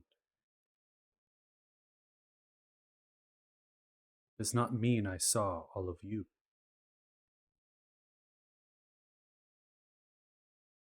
Remember that your actions have wakes, and what you do is represented in those ripples. But if I cannot foresee you, if I cannot see you, that I would not see you stop it,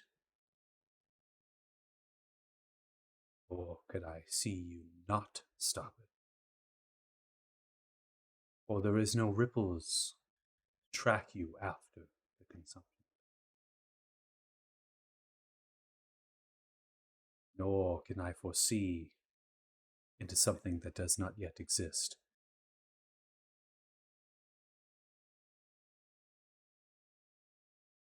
Not gonna lie, it's totally unhelpful. Apologies. I have been here for a very long time, and I have not spoken to anyone. It's fine. I'm not attacking him. It's the wrong one. I feel like you've been up since early in the morning and you're spouting nonsense, but So Torek, don't worry. If you've been alone for a while, we'll play some Una. We'll play some Una or like cards or something later if you want. I could use some dragon chess. That would be good. Yes, we can play some Dragon Chess. Yes, that'd be lovely. Yeah, we all. I just one last question. Just a theoretical thing. Say some of us wanted to go back to our original timeline, and some of us didn't. Is that something you can do? I could, yes. It just depends on what calls you. If this person is manipulating times and relevance to you, it would stand to reason that they would try to put you in the place that you belong. I can do what I can.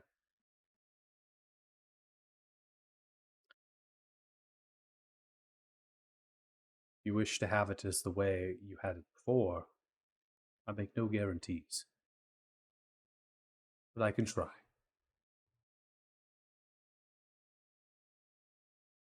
I have a question, although this is much less Is this a time question? spacey. Is this a question on crafting? Actually, yes. You know what happens if you combine some Yes. gold? No.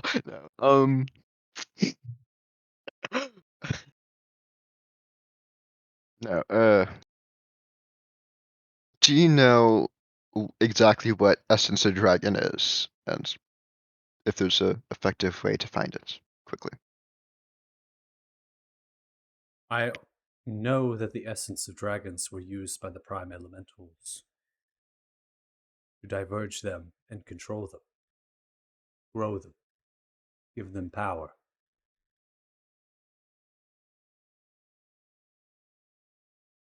If you were to track them, perhaps you need to reach out to who created them. Were the prime elementals dragons of some kind? No. They saw the dragons as a beast for which they would conduct their control. They were a dominating beast. Prime plane. They were perfect. Predator.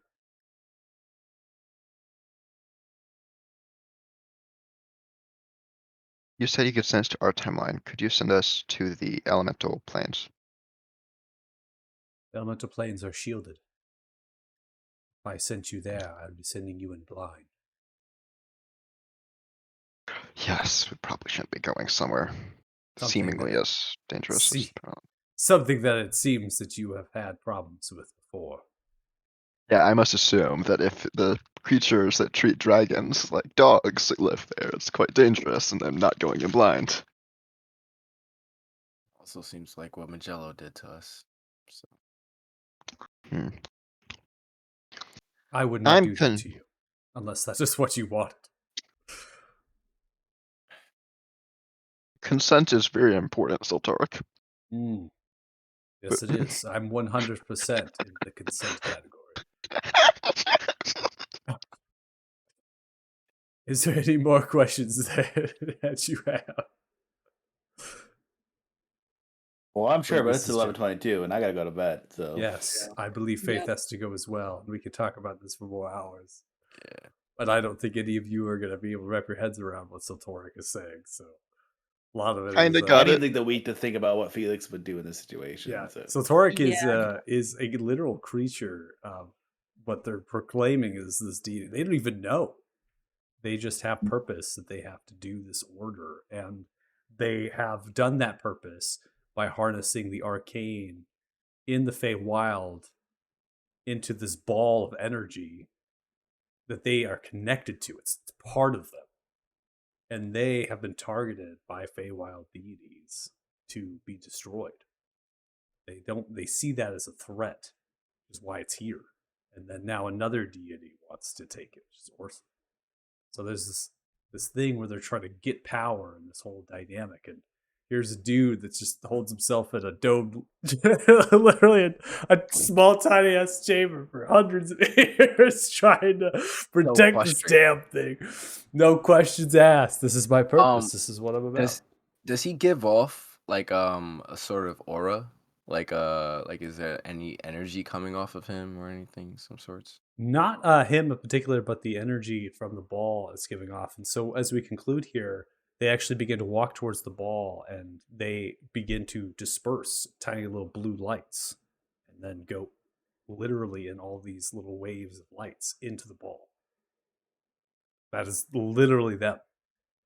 Which is why, Felix, you didn't see them when you walked in or Dimension Door. And would that have resembled any like anything of like a chaos energy?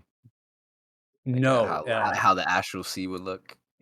Not necessarily. There are some particles in the way that I've described lightning and other things, right? That's in similar scope, but it is unique to itself, right? It's something. Okay. So we have players that need to go, so we're gonna close out the stream. I'll do experience after the stream here, so I'll get that closed out, so in case people need to leave. So thank you so much, really appreciate it. Apparently I destroyed everyone's minds. It's not my fault. You decided to go down here. You kept going. You kept asking the questions. You didn't ask the questions.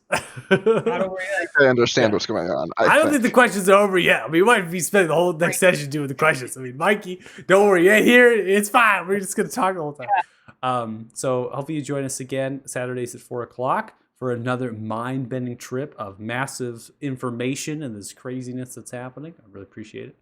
And we will see you then. So bye. I almost did Dimension Door. I was like, almost like, meh. Just a vault. Yeah. Just a vault. All right. Bye.